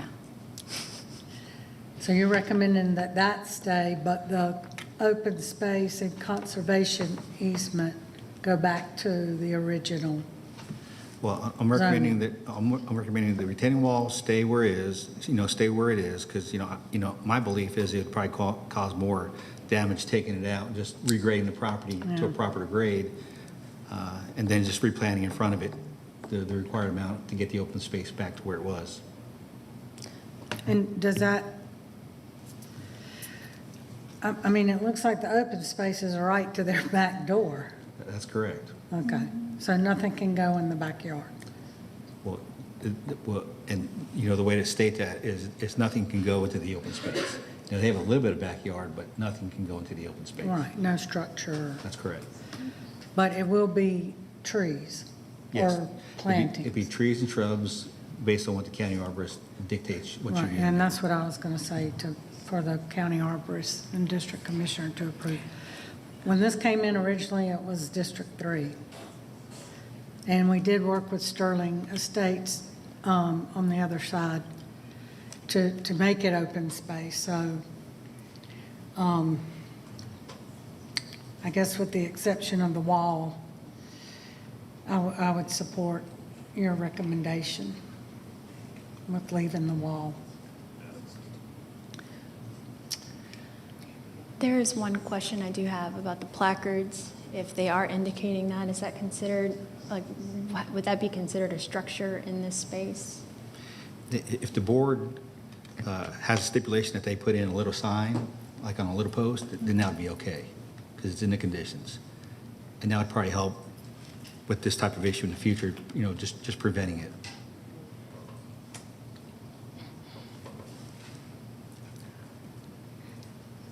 Commissioner, this is a very difficult situation, as I'm sure you know. This is not the second time. This may be the third time this has come back before us.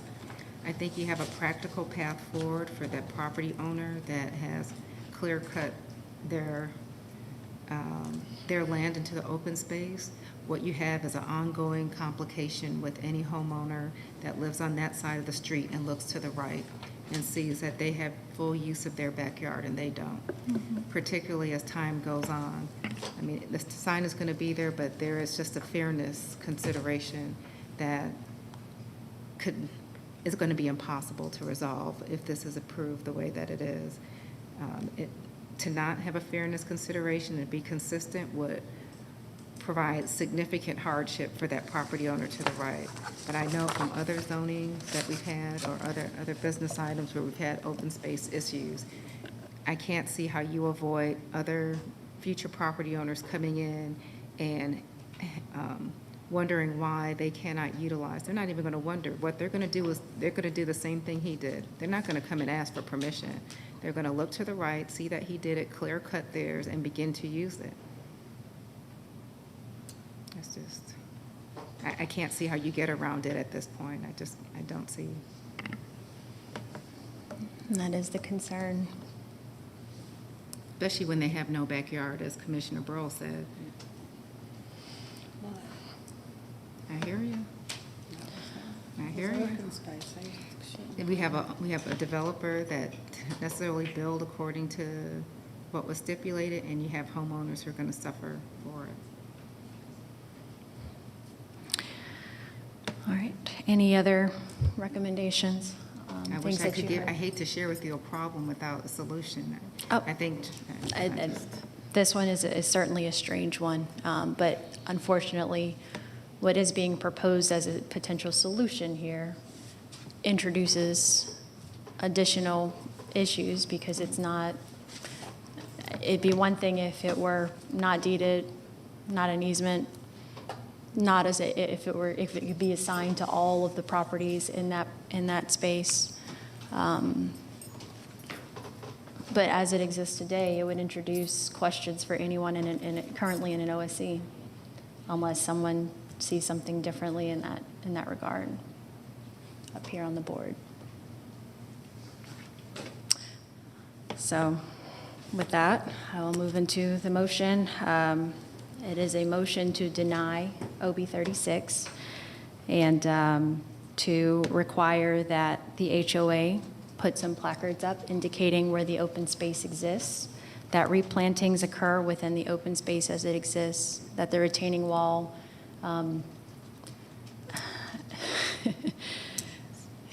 I mean, yeah, it has to remain. I think it introduces some other environmental issues if it's dug up. And then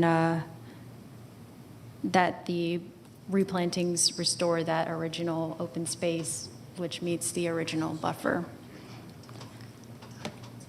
time period. That's the other thing I was going to say, that all of the replantings are approved by the county arborist, and thank you. District Commissioner to approve to approve the final on that, and for all of this to come into compliance within the next, I guess, what's reasonable, 2 months, 6 months? 6 months planning. Okay. I'm sorry, Commissioner, did you mention a time, a window for the plantings? That's what I'm indicating 6 now, months? 6 Okay. months, which puts us in February 28th, 2024. I'm in support of your motion, Commissioner. I'm just curious to know what the repercussions are to deter this from occurring with another development. Well, I think the fact that the board has denied this request, and for the most part, the staff didn't recommend approval of taking the open space either, I think that's going to send a message out to Okay. folks in the future. And the fact that they're going to put up signs that say this is open space, do not disturb, that's going to help out with this subdivision in the future too. Okay. All right. Any other comments or questions? All right, call the question. The motion passes 5-0. Okay, we have one more case. I believe we're going back to Z25 to see if we've connected with the applicant. Yes, and we did try to call him, we tried to text him, we tried to email him, but there were no responses. Okay. And this is a case, just by way of background, where the staff did recommend denial, the planning commission recommended denial, and there's 6 people here opposed to the case. Okay. All right. Well, I will defer to Commissioner Richardson on what she would like to do. Motion to deny Z25. Okay. Second. With or without prejudice. Denied. So it's automatic 12-month. Okay. All right, I have a motion and a second. Any other discussion? Call the question. The motion carries 5-0. I believe this is our last case of the day. Thank you, commissioners. Have a great afternoon. We're adjourned.